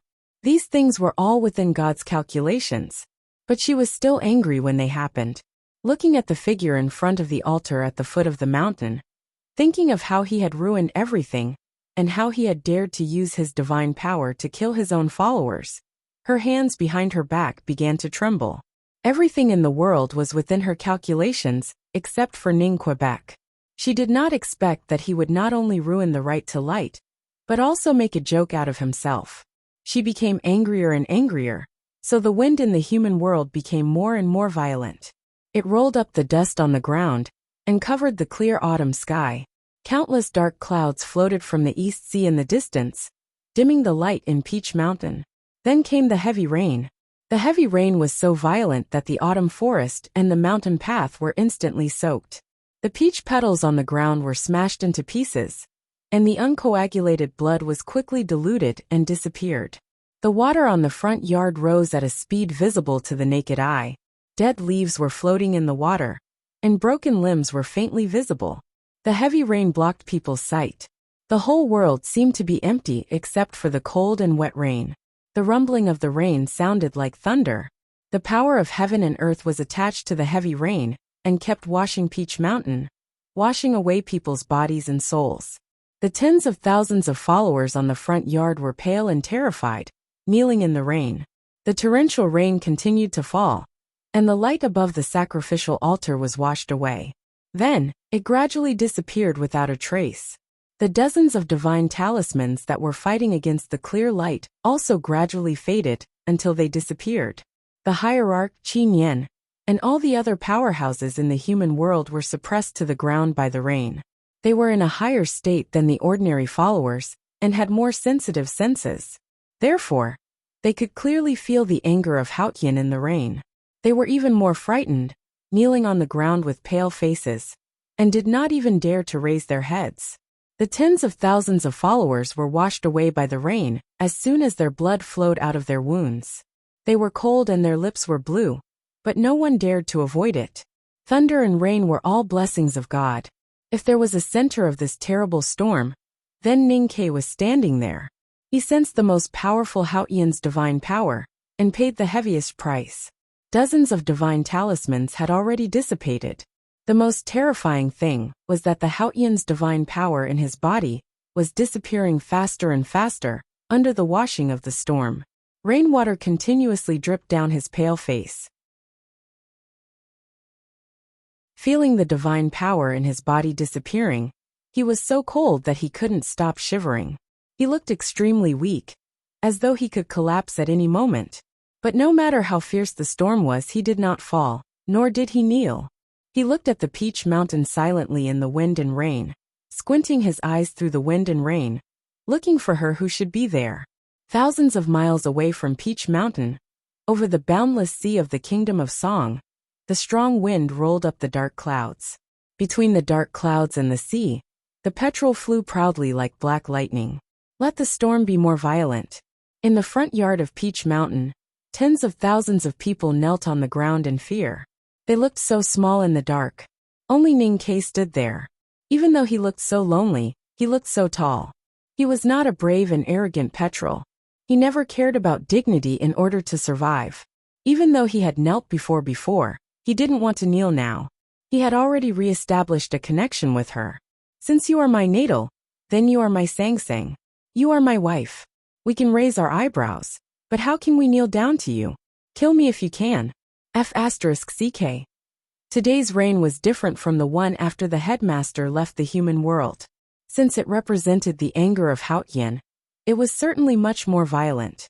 This rain was not as heavy as the one after the headmaster left the human world, but at least it lasted much longer than the common rainstorms in summer. The downpour lasted for half a day before it gradually lightened. The fine drizzle finally felt like a pitter-patter, and the wind in the front yard also became much gentler, bringing with it a sense of wetness that made people feel extremely comfortable. Tens of thousands of followers woke up and found that the storm was no longer raging. Peach Mountain had finally regained its tranquility. Many people had fainted because of the storm, and some had even stopped breathing. Their soaked clothes sent a piercing chill to their bones. They were still frightened and did not dare to speak. The powerful cultivators were even more miserable. The storm was so terrible that it was even more cleansed than the chi of heaven and earth in the mountains. The stronger their senses were, the more their psyche power was damaged. Ningke was the most miserable one. At this moment, the Haotian's divine power in his body had disappeared. The psyche power in his sense of perception was severely damaged. His black hair was dripping down his shoulders. His pale face was haggard, and his eyes were no longer bright. They were so dim that it seemed like they were about to lose all their luster. The storm stopped and the sky became clear again. Suddenly, a rainbow appeared from the divine hall of light on the peak of Peach Mountain and fell into the distance. Judging from the direction, the rainbow should land somewhere in the South Jin Kingdom. Looking at this beautiful scene, people on the front yard of Peach Mountain seemed to have forgotten the cold on their bodies. Their feet were still soaked in the cold rain. Recalling the power of heaven and earth, they were filled with awe and worship again. It was already dusk. The shadow of the dark night could be vaguely seen in the lower part of the sky. Some people looked away from the disappearing rainbow and looked at Ningke in front of the altar. The storm that lasted for half a day had washed away the anger and dust in the world. It had washed away the Haotian's divine power in Ningke's body and the divine talisman. But it could not wash away the past. The hierarch looked at Ningke and slowly raised his right hand. He gave the order to attack. No one could understand why Ningke did not take the chance to escape when the storm stopped.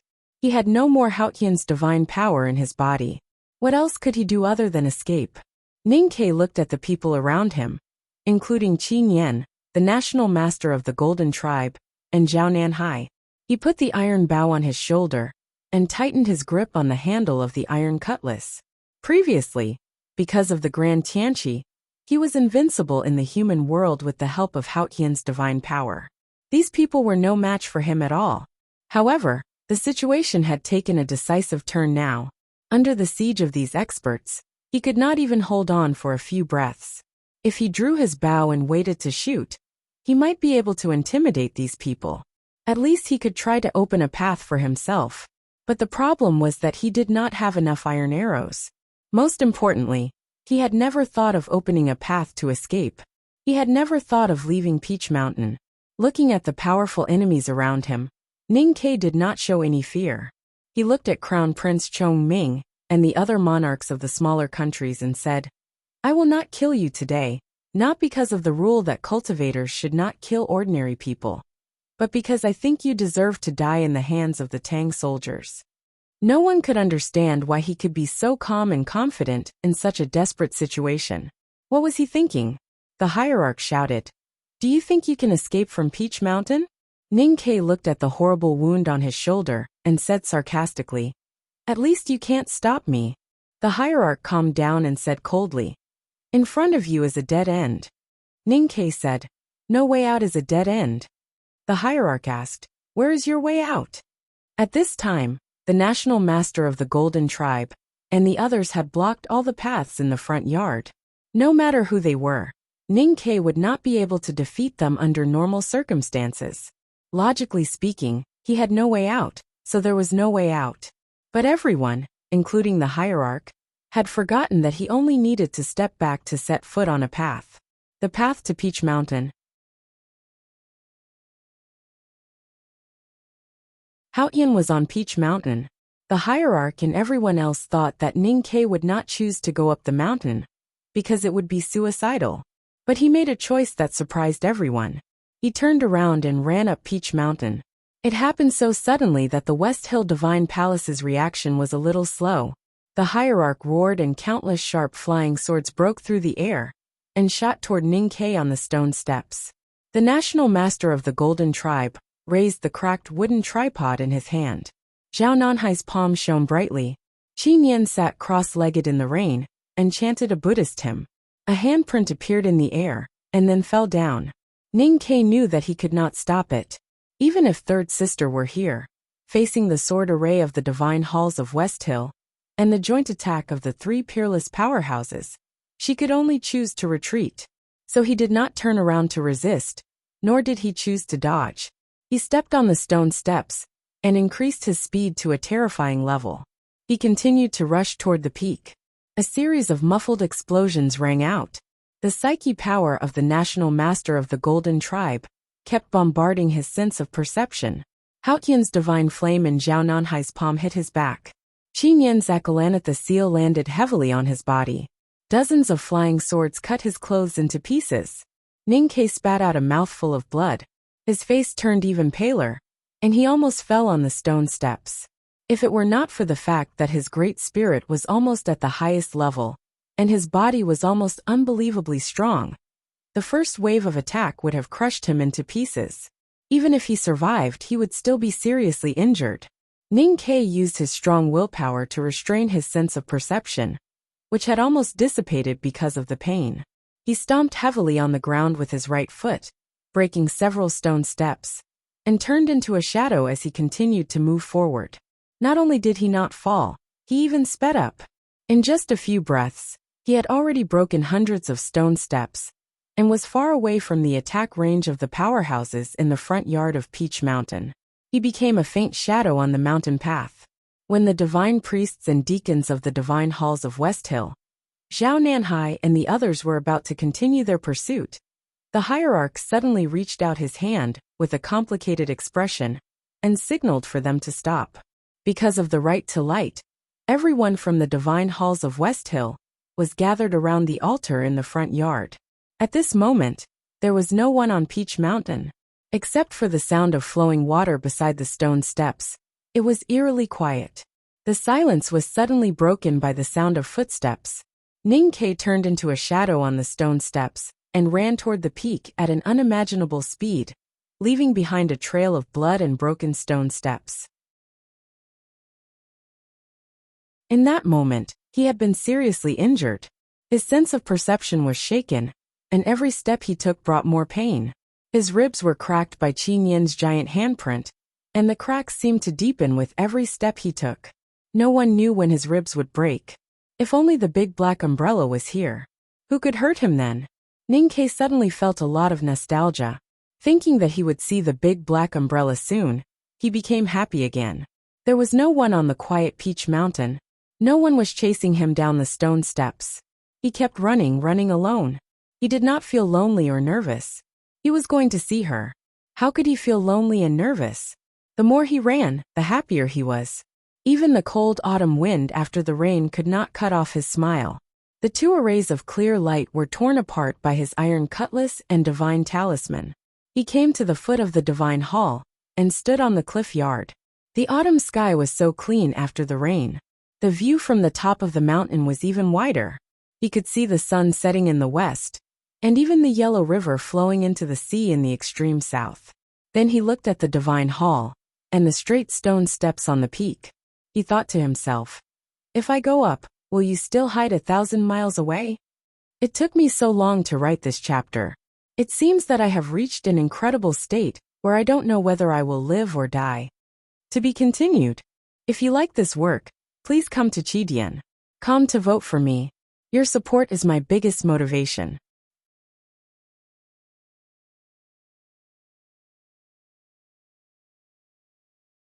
Chapter 899. The air was clear after the rain. Even though it was late at night, people could still see far away.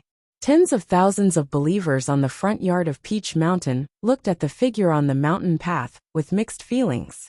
This scene was very similar to the scene when Ning Ke climbed the back mountain of the academy many years ago. The dark night sky was like a piece of ink paper, suspended on the flat ground. There were dozens of peaks in it, giving people a feeling that if it were not for these peaks, the night sky would fall on the earth. The night sky above the divine halls of West Hill was a bit special today. The sky was full of stars, but there was no trace of the moon. The silver starlight sprinkled on the foothills, changing the color of Peach Mountain. Ning Kei's eyes crossed the silver mountain path and fell on the divine hall of light. Then he began to tidy up his wet clothes, tied up his wet hair, put away his bow and knife, and wiped the rain off his face. He moved very slowly and looked very serious. He didn't go up the stairs until he was sure that there was nothing wrong with his clothes and manners. Since he was here to keep the appointment, he naturally had to show respect. It was already deep into the night. The thin crescent moon was hidden behind the dark clouds and was completely untraceable. The numerous stars on the dark curtain of the night seemed very bright. There were 7 brightest stars in the night sky, known as guiding stars. They were the most reliable guiding lights for fishermen sailing on the sea. They were so bright that it made people dizzy. There were 700 stone steps between the cliff yard and the divine hall of light on the peak. Ning Kei seemed to be walking slowly, but in fact, he walked hundreds of steps with each step, as if he was riding the wind. As soon as his foot left the cliff plateau and landed on the first foothold, he took a step forward. Among the 7 bright guiding stars in the night sky, the northernmost star, Li Tian's star, suddenly dimmed. Ning Kei continued to take the second step, and the second of the 7 guiding stars also dimmed. With every step he took, one of the 7 guiding stars in the night sky dimmed, as if the everlasting starlight was absorbed into his body by his footsteps. Not all of the tens of thousands of people on the front plain could see him walking on the mountain path, but all of them saw the 7 guiding stars in the night sky dim one after another. Shocked shouts and terrified prayers suddenly rang out. The hierarch and the others looked at the strange changes of the stars, and their expressions became even more solemn. The sky was full of stars. There were several divine halls on Peach Mountain, but there was only one in Ning Kei's eyes. The building material of the divine hall of light was very unusual. It was not gold, jade, or stone, but it was naturally precious. Now that it was covered by the starlight, it looked even more sacred. Standing in front of the divine hall of light, Ning Kei looked like an inconspicuous ant. He looked at the divine hall in front of him and fell silent. Extremely complicated emotions welled up in his heart. There was some fear, some excitement, some yearning, but he also wanted to escape. He had risked his life to leave Chang'an, come to the West Hill Divine Kingdom, and sneak into the Peach Mountain, just to come to the Divine Hall of Light and see her. He had been calm throughout the entire process. However, when he was about to meet her in the Divine Hall of Light, he could no longer control his emotions. No matter how hard he tried to convince himself that she was Sang Sang in the Divine Hall, that she was the dark and skinny girl he raised, and that blood was thicker than water, she was in fact Haotian. There was a saying called the difference between heaven and earth, which was used to describe the distance between 2 people. There was also a saying called the distance between heaven and man, which was used to describe the fact that they could never touch each other. He was a mortal, and she was Haotian. The distance between them was like the distance between heaven and earth. They were separated by a high wall that connected heaven and earth. The distance between heaven and earth was in fact eternal. Ning Kei's emotions had never been so complicated, and he had never been so afraid. If he wanted to find a similar experience in his past life, it was actually related to her. That time, Sang Sang ran away from home. He sat in the old brush pen shop and waited silently. Then he searched everywhere in Chang'an. He stayed silent in the scholar's mansion, and cursed the heavens and earth by the Yinming Lake. It seemed that nothing had changed. She still ran away from home, and he still had to find her and bring her home. He was worried that he could not bring her home, so he was afraid. Ning Kei suddenly became extremely angry. He did not know if it was because of fear or because she was disobedient like last time. His voice trembled with anger. Is it fun to run away from home? He looked at the quiet depths of the Divine Hall of Light and said, I thought you were young and insensible the first time. What about now? You are already over 20 years old, and you are still insensible? Do you know how dirty the old brush pen shop is now? The dust on the table is more than the dust in the stove. Shouldn't you be doing all these things? What are you doing? You are married, so you should wash the dishes, sweep the floor, and wipe the table. But you can't stop and want to play everywhere. You are not home all day. How can there be so many fun things? Look at this shabby divine hall. It is as cold as a stone tomb. It is not as lively as Lin 47th Street. I don't believe that the Chinjinji cosmetics store here is better than the one in Chang'an.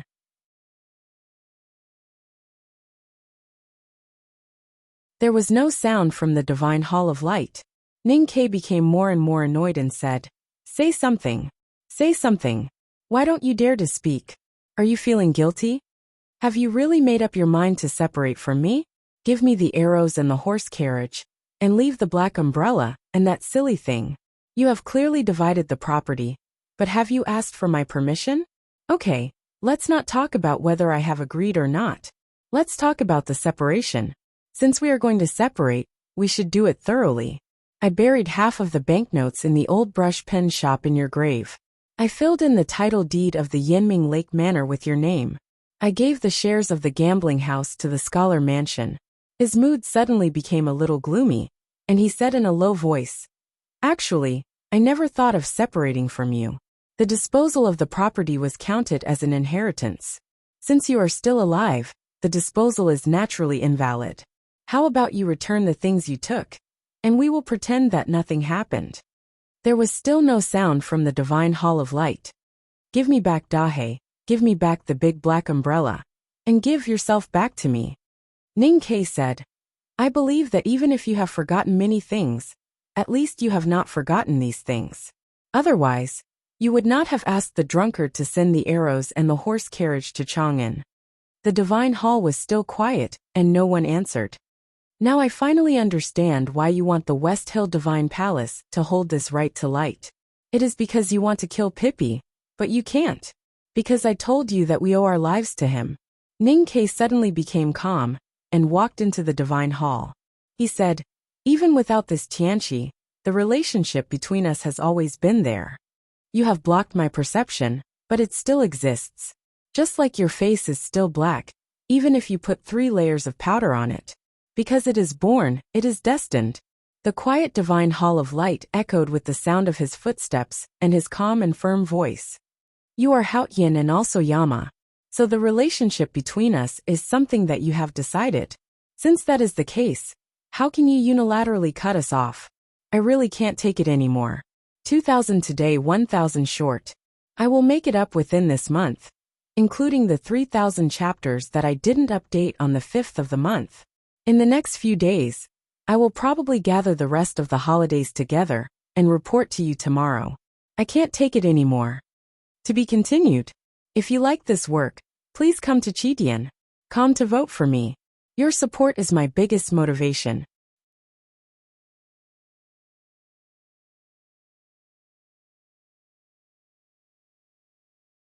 Chapter 900. I said yesterday that I was going to take a vacation. The original plan was to write another chapter today and take a Saturday off tomorrow. Then I would take the next 3 weekends, including the one on Children's Day. That would be a total of 4 days. So I squinted my eyes and tried to continue writing the story. Then I found that I had written a pile of sh*t. Just when I felt that I had written a pile of sh*t, I finally saw Songhai's review in the book review section. I read it carefully and kept silent for a long time. Because his praise made me confused, I gave up on that pile of sh*t. I decided to take a break from now on. I didn't care about the reason. I just wanted to have a good rest for a few days. I had to clarify the main topic first. Otherwise, I would end up in such a situation. I wrote a lot of sh*t because I was lazy and didn't want to write. Yes, I will take 7 days off. I will go back to Hubei. I won't do anything. I just want to use these 7 days to have a good time. I don't want to think about anything else. Before you get upset, let me add a few words. After 7 days, Jiang Yi will no longer take a weekend off. In fact, it is a vacation. If you are willing to continue reading, there are more because I want to talk to you. I talked to Yunkai the day before yesterday. He and I both gave Jiang Yi a similar score. I gave it 7.8, which ranked second among all the stories I had written. We both thought it was good. However, I wasn't satisfied. This was because I had written more than an 8 out of 10. The main reason I gave Jiang Yi 7.8 out of 10 was because I hadn't finished the book yet. There was still 1.5 volumes of content, and several 100,000 words. If I could write better in the later chapters, I was confident that I could get more than an 8 out of 10. I was ambitious about Jiang Yi. I reported to everyone when I started writing the book 2 years ago that I wanted this book to be good. The result was good, which proved that my writing was good. But ambition was like weeds.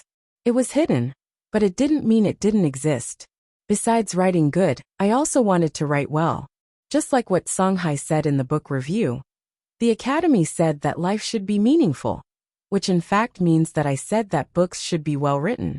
If there is some meaningful material, then it is the so-called good writing. My problem now is that I am in a very confused stage. Not to mention the latter, it has become very difficult to achieve the former, and I am seriously lacking in confidence.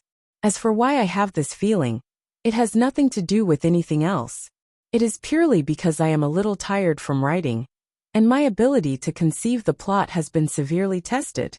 This was truly a painful matter. Cloud knew that I had been living a chaotic life over the past few days, and that I was incredibly worried.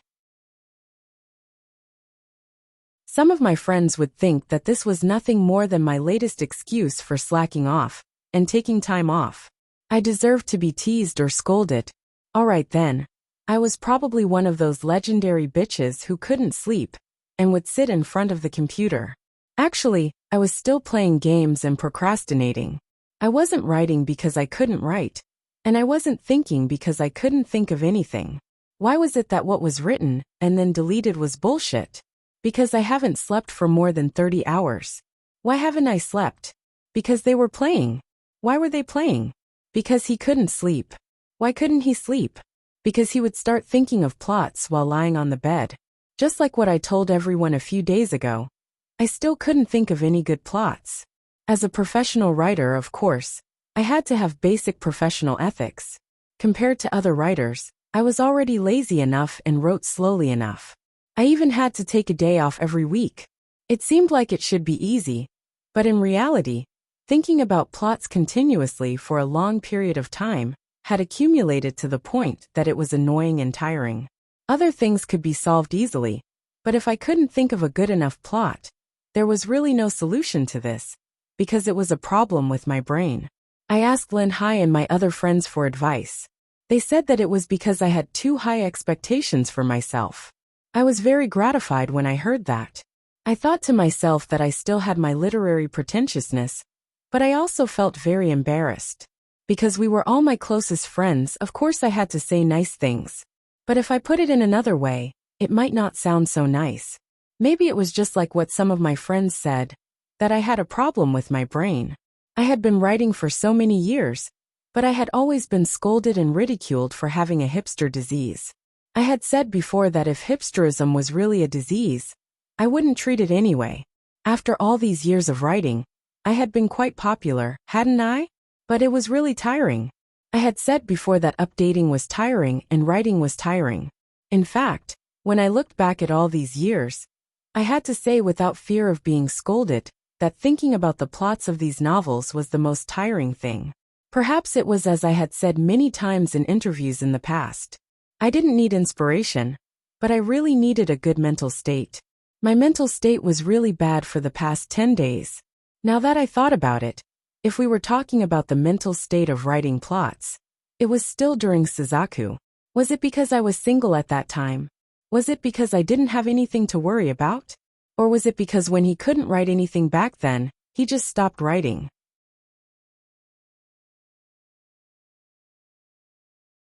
He didn't have to do what he was doing now, desperately struggling to write a satisfactory chapter, but accumulating the pressure until the next day, until he couldn't bear it anymore. I remembered the first time I went to the Northeast to meet the leader in September that year. I immediately applied for a month's leave. I didn't feel any psychological pressure when I applied, and the readers happily wished me a safe journey. Of course, the situation now was definitely different from back then. Professional writers had to be able to withstand this kind of pressure. The readers spent money to read, tipped, and voted, so why shouldn't I work hard? But there were really many kinds of hard work. My current terrible mental state was really the result of hard work. I had to think of a way to change it. I had to make hard work produce results. Only then would I be able to write well for the next 20 years. Only then would I be able to continue writing for you for the next 20 years. Starting from the year of Qingyu, in these 6 years, I've applied for all kinds of leave, sick leave, personal leave, annual leave that I couldn't write out. But I've never applied for leave without a reason. I really couldn't find a reason for this 7 days of leave. I just needed a period of time to relax or even to party. If I can't drink beer, then I'll drink less white wine. Taking a break doesn't always have a good result. It might even make the author lazier, or even collapse. But I'm not worried about this, and you don't need to worry either. Because the purpose of my rest is to write this story above an 8 out of 10. I want all the stories I write in the future to be above an 8 out of 10. I can definitely do it. To achieve this is indeed a difficult task. But I have confidence, because I know that deep down, I'm a ruthless person. I'm a ruthless person to myself. More than 10 years ago, in Chengdu, I went to the stadium with my university classmates to buy tickets for a football match. I wanted to resell the tickets to make some money. At that time, it was really overcrowded. We lined up for an entire night. And in the wee hours of the morning, the line was broken. The iron railings were knocked down. And some people fell to the ground bleeding. Some people were squeezed until their intestines were cut into pieces. In the end, all the classmates around me were squeezed out, and only I stood at the very end with a dull expression. I bought the tickets, and in the end I earned $4. This was a famous joke in our university, and it was also a good joke that has continuously provided me with moral support. I know to what extent I can do it. I wrote 2,500 words for this leave of absence. I said this not to express my sincerity, but to say that with my current mental state, I'm afraid that I won't be able to write good content. But if I don't care about the quality, it really isn't difficult to write a 3,000-word chapter of Approaching Night. Of course, this explanation might not have any meaning. My friends who want to scold me will still scold me. But for those of you who have been supporting and tolerating me all these years, I want to explain it to you. I once wrote this sentence in one of my monthly votes. You can choose not to vote, but I can't not vote. What I said was powerful and resonant, and it caused countless echoes in the pugilistic world. In fact, this chapter has the same meaning. Perhaps you don't want to hear my reason, but I have to seriously report it to you. No matter what, I thank everyone. To be continued. If you like this work, please come to Chitian.com to vote for me. Your support is my greatest motivation.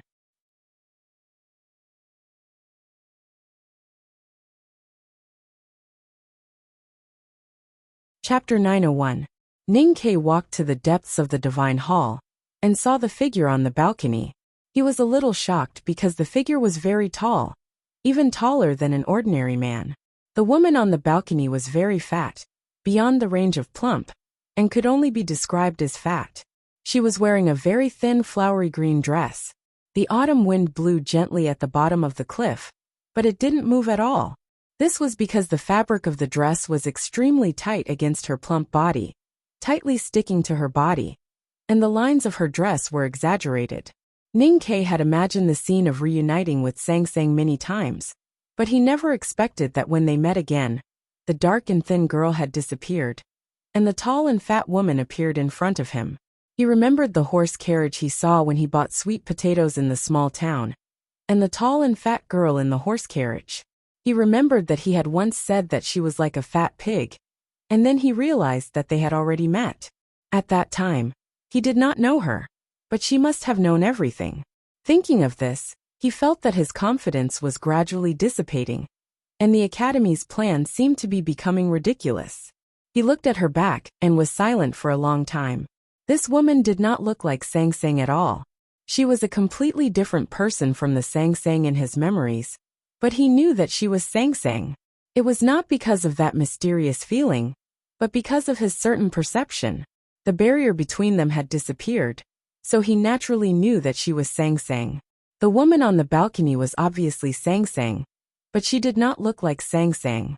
She was not the thin and dark Sang Sang, but the white and fat Sang Sang. Ning Ke suddenly felt sad, because he knew that he would probably never see the thin and dark Sang Sang again. Sang Sang stood on the balcony, looking at the autumn night from the precipice, with her hands behind her back. Her green sleeves were like the sea, and her figure was tall and straight like a peak. But he felt so lonely. "Come home with me." Ning Ke looked at her back and said in a very natural tone, not as excited as before outside the divine hall. He was like a man who saw his playful little wife by the lake. Sang Sang did not turn around. She still kept her hands behind her back and said nothing. The starlight from the night sky shone on the balcony, sprinkled on her broad shoulders, and then spread like ink. It was quiet in the divine hall.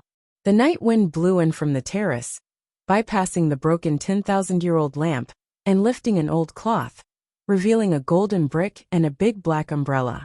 Looking at that place, Ning Ke walked to the balcony after a moment of silence. He came up behind her and put his hand on her shoulder, as if to brush the starlight away from her. The night breeze was gentle. His fingertips fell on her shoulders, and then fell again. The tip of his finger had been sliced off. Blood gradually flowed out and condensed into an extremely neat circle. It looked like a dark red dot, as beautiful as a cinnabar mole on a beauty's body. There were countless lines invisible to the naked eye on the balcony, dividing the space into two completely different worlds, Sang Sang's world and the human world. Sang Sang's world was composed of the most basic laws, including the laws of space. As long as she didn't allow it, no one could enter her world. Her world and the human world were extremely far apart. Even if she came to the human world, it was still the same. She was clearly standing in front of Ning Ke, but it seemed that she was far away. Ning Ke stood so close to her, but they were so far apart. Looking at the dark red blood at the tip of his finger, Ning Ke was silent for a long time. Then he smiled lightly and sarcastically. He said, "We are indeed worlds apart." He raised his head to look at her tall back, at her plump waist and buttocks, and said, "You've gotten fatter and taller. You've changed. I think you've forgotten a lot of things." Sang Sang still did not speak or turn around. She held her hands behind her back and looked at the mountains under the night sky. "I can't forget those things. That year in Hebei province, starving people killed each other, and their parents traded their children for food. Although I survived, I had already become one of them. If I hadn't dug you out from the pile of corpses, I don't know how I would have lived alone. So not only did I save you, in a sense, you also saved me. You allowed me to live more like a human. You allowed me to find a bright reason to live when I committed all kinds of crimes in Min Mountain and the wilderness. Yes, for me at that time, you were the only light on my back. You were even the only reason for me to live in this world." Looking at her back and her hands behind her back, Ning Ke suddenly wanted to hold her hands. Just like many years ago, when she was scared by the wolves in Min Mountain and cried, he held her in his arms, held her hands tightly, and told her stories all night long. Now her hands were not so small, but he still wanted to hold them. This desire was so strong that his voice trembled slightly. "I don't know if you have ever thought about what the meaning of life is. You are an eternal and objective existence, while human beings are just passers-by on the journey of time. Our lives are very short, and will inevitably end one day. It is easy to fall into the path of nothingness.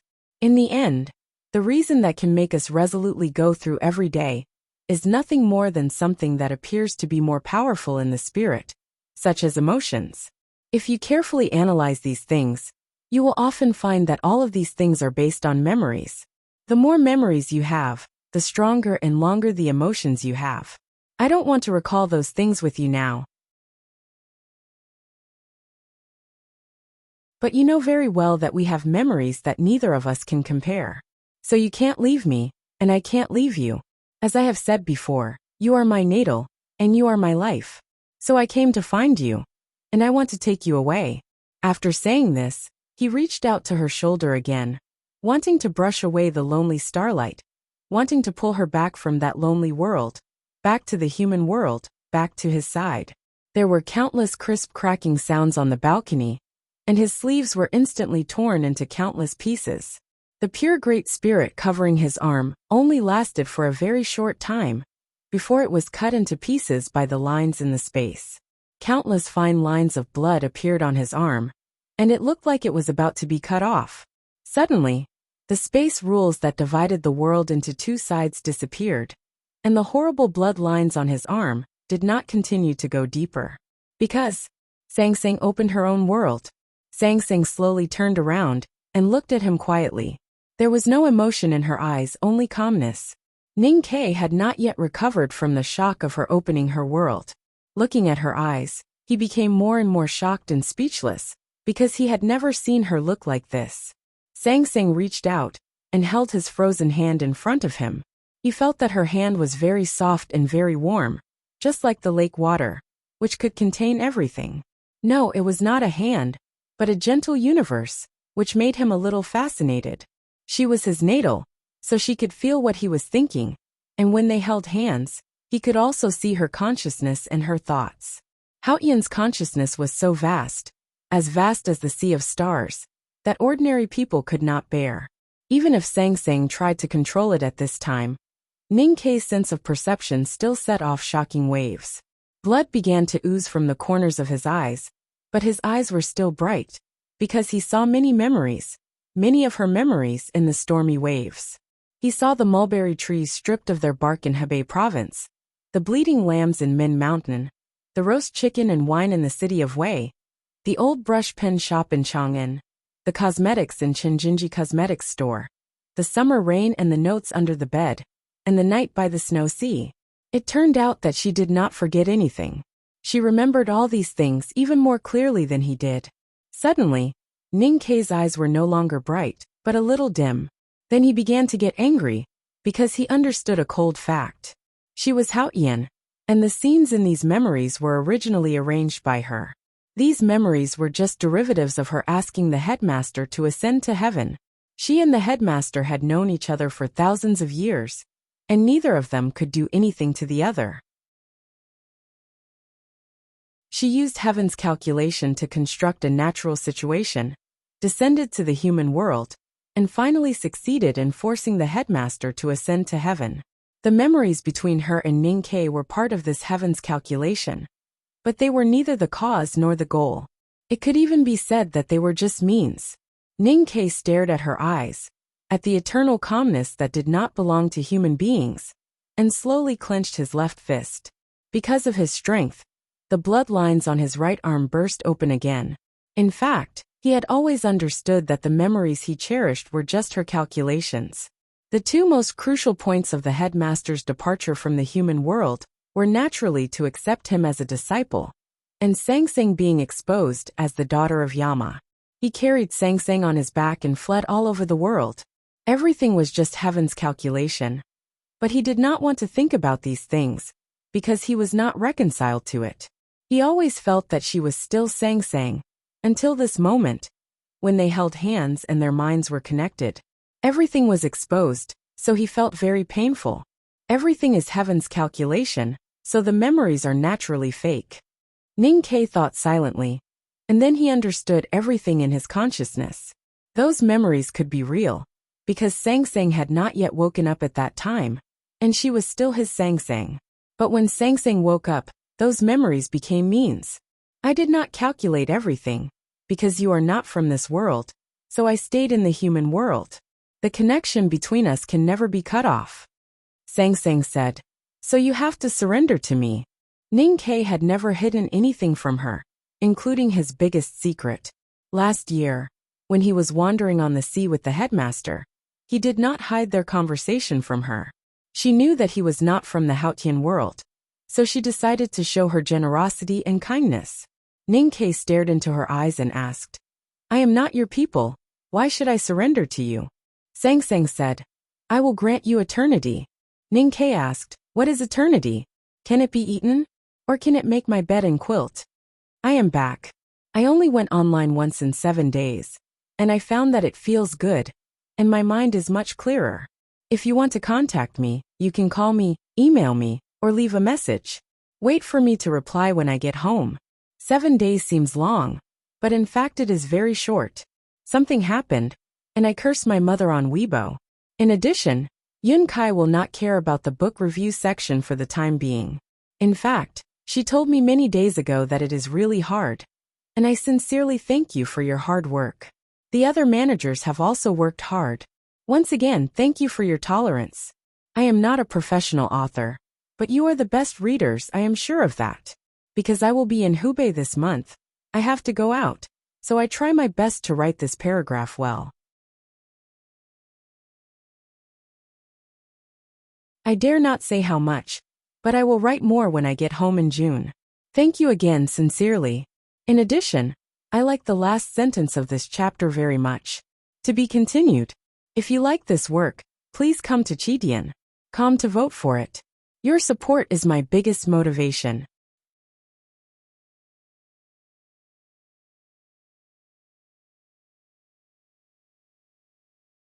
Chapter 902. Every death in the world is a reunion after a long parting.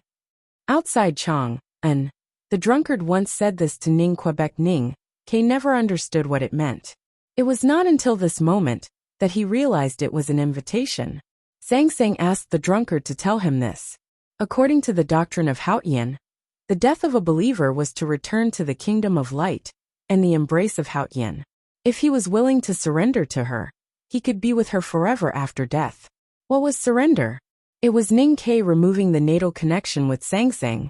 Although she was Haotian, she had to obey the rules of the world of Haotian. When she found that she could not cut off this mortal bond, she could only hope that Ning K could do it himself. Haotian would not deceive the world. When the world chased after the daughter of Yama, it was not her who deceived the world. It was the mistake of the people who were blinded by dust. She said that she would grant Ning K eternity, so there must be eternity. Even if Ning K's answer was so rude, she was not going to change her mind. If the hierarch knew that Haotian would grant such a great gift, he would be mad with jealousy. But Ning K's mood did not change.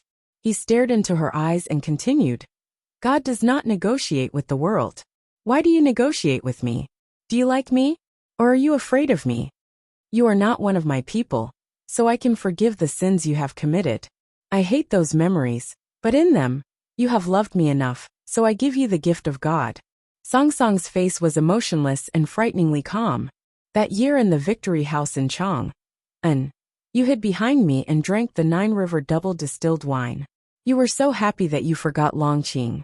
Longqing asked me to give you to him. I said he was very beautiful. Ning K looked at her ordinary face and said, You have become paler and fatter, but you are not beautiful. But I really want to say the same words to you now. Since you were born so beautiful, then don't think about it so much. In my past life, I didn't respect you, but I doted on you. Why should I submit to you? Sang Sang said. In my memory, you are a person who is afraid of death. Ning K said. Then you should remember that I am afraid of some things more than life and death. Sang Sang asked, What things? Ning K replied, For example, you and my relationship. Sang Sang said, So even if you will be killed by me, you will not submit to me? Ning K said, In fact, I don't think you will kill me. That is why I have the courage to stand here. Sang Sang frowned slightly and said, Why wouldn't I kill you? Because you are my origin. So, if I die, you will die too. Haotian will never die. But it will be washed clean. Will the new Haotian still be the original Haotian? You have left Haotian's divine kingdom, but you already exist. You have the memories of the human world. You have the dust and breath on your body.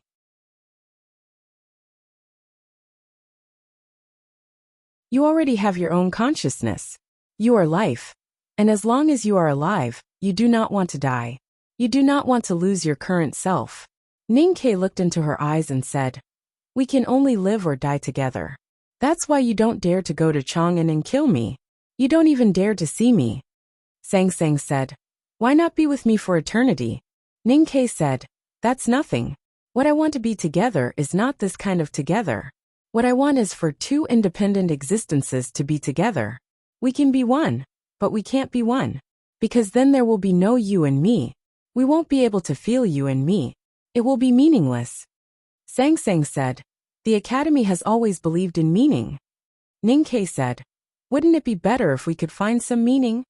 Sang Sang said, What I gave to the drunkard and the butcher can also be given to you. It must be an objective and independent eternity in the divine kingdom. You don't have to worry about losing your own consciousness. Ning-Ke said, but I still have to submit to you. Sang-Sang said, all lives must submit to me. Ning-Ke said, I don't accept it. Sang-Sang asked, why? Ning-Ke said, because you are my woman. Sang-Sang did not understand what he meant. Ning-Ke looked at her and said, since you are my woman, only you can submit to me. You should listen to me in bed or at the dining table. Sang-Sang frowned slightly and said, how can you do that? Ning-Ke looked at her and said calmly, just like that night by the hot sea. If you don't submit, I will *CK you until you do. Sang-Sang's expression did not change, but in the depths of her bright willowy eyes, there were billions of stars being destroyed. Her hand was no longer a gentle universe, but an angry universe. Ning-Ke felt a strong divine power falling on him. Countless mountains were pressing on his shoulders. His knees began to creak, as if they would break at any time. He could clearly feel how cold and authoritative her hand was while he was holding it. His eyes and ears began to bleed, and the blood dripped on the terrace in front of him. His face was covered with blood, but it still could not hide the happy smile on his face. There is something that I have never understood all these years. You are so good, so hardworking, but so many people never like you. They like Shan, Elon, and even that idiot Liu, but they don't like you. I didn't understand until now. It's because people can't feel human feelings and warmth from you, because you are indeed not human. He stared at Sang-Sang and said, you let my teacher go to the sky, and my teacher let you fall to the ground. You are a god high above, but I want to turn you into a human. If this is a war, then it is a war between me and my disciple and you. I can clearly feel the anger and hatred in your body. Those are all emotions that only human beings have. I think this is the dawn of victory.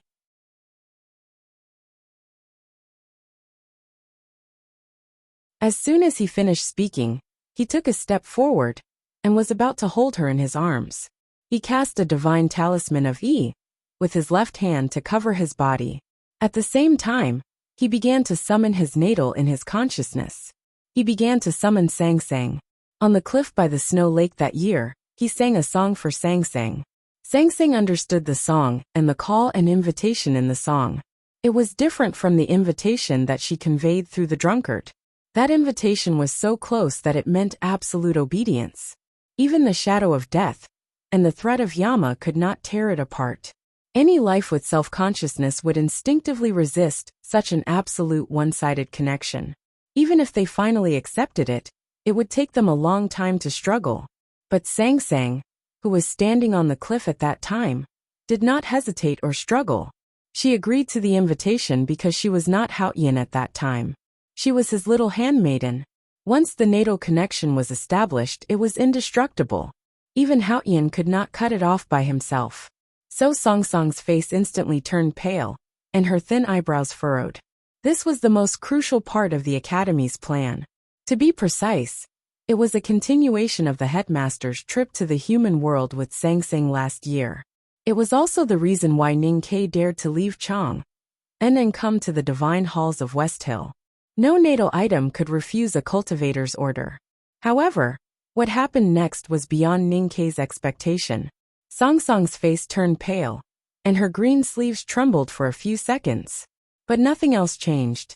She did not pass out or fall as he had requested, nor did he hold her in his arms. Because she was Haoyan, she was not an ordinary natal item. She was not a sword or a talisman, nor was she a prayer bead. She was an objective rule. Although she had to obey the rules of her natal life, she was an almost infinite existence. Therefore, if she wanted to realize the rules related to her, she would need more power. For example, if a boulder fell from a cliff, it would also obey the rules. However, when pushing the boulder, unimaginable power was needed. Ning-Ke was now one of the few powerhouses in the human world. His psyche power was strong, but when he wanted to directly control Haoyan with his consciousness, it still seemed a little small and ridiculous. Sang-Sang did not laugh. She looked at Ning-Ke expressionlessly. Ning-Ke found that the ocean of qi and mountain of snow in his body were instantly locked by the rules that he could not understand. Then they gradually collapsed. The Great Spirit dissipated with the night wind. He lost all his power. Sang Sang slowly let go of his hand. Ning Kei's hand was no longer melted by the gentle water. His body suddenly became light, and his feet gradually left the ground. His body was blown by the night wind and floated backward uncontrollably. He floated to the top of the divine hall of light like a dandelion, and was bound by dozens of invisible forces. He looked like a poor little reptile in the middle of a spider's web. No matter how he struggled, he could not get rid of those threads. Because those threads were rules. Ning Kei did not struggle. He looked at the blood slowly dripping from his body and remained silent. Sang Sang walked down with her hands behind her back and looked at him quietly. There was no emotion on her face or in her eyes. She was looking up, but it felt like she was overlooking the whole world. She just looked at him, and he was defeated, because she was Haoyan. But Ning Kei knew that he had not completely failed because he was not dead. She was still his natal item. Ning Kei began to think about how to continue this battle.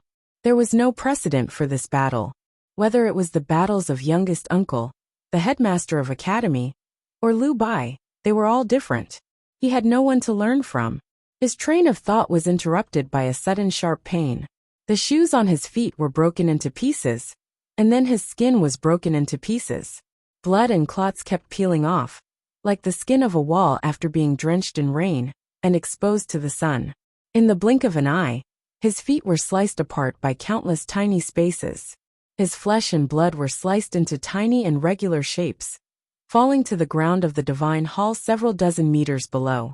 Only white bones were left on his feet, smeared with blood and flesh. The scene was extremely horrifying. It must have been deliberately delayed. Although the speed of the space cutting was fast, Ning Kei could still clearly see the horrible process. Most importantly, he had enough time to feel the pain. Ning Kei had been injured many times in his life. He had also been punished by the horse gang in the wilderness.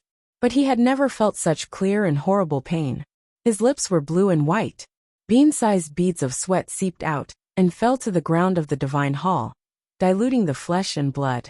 A majestic voice kept echoing in his sea of consciousness, like tens of thousands of drums being beaten at the same time, or like tens of thousands of wooden buildings collapsing.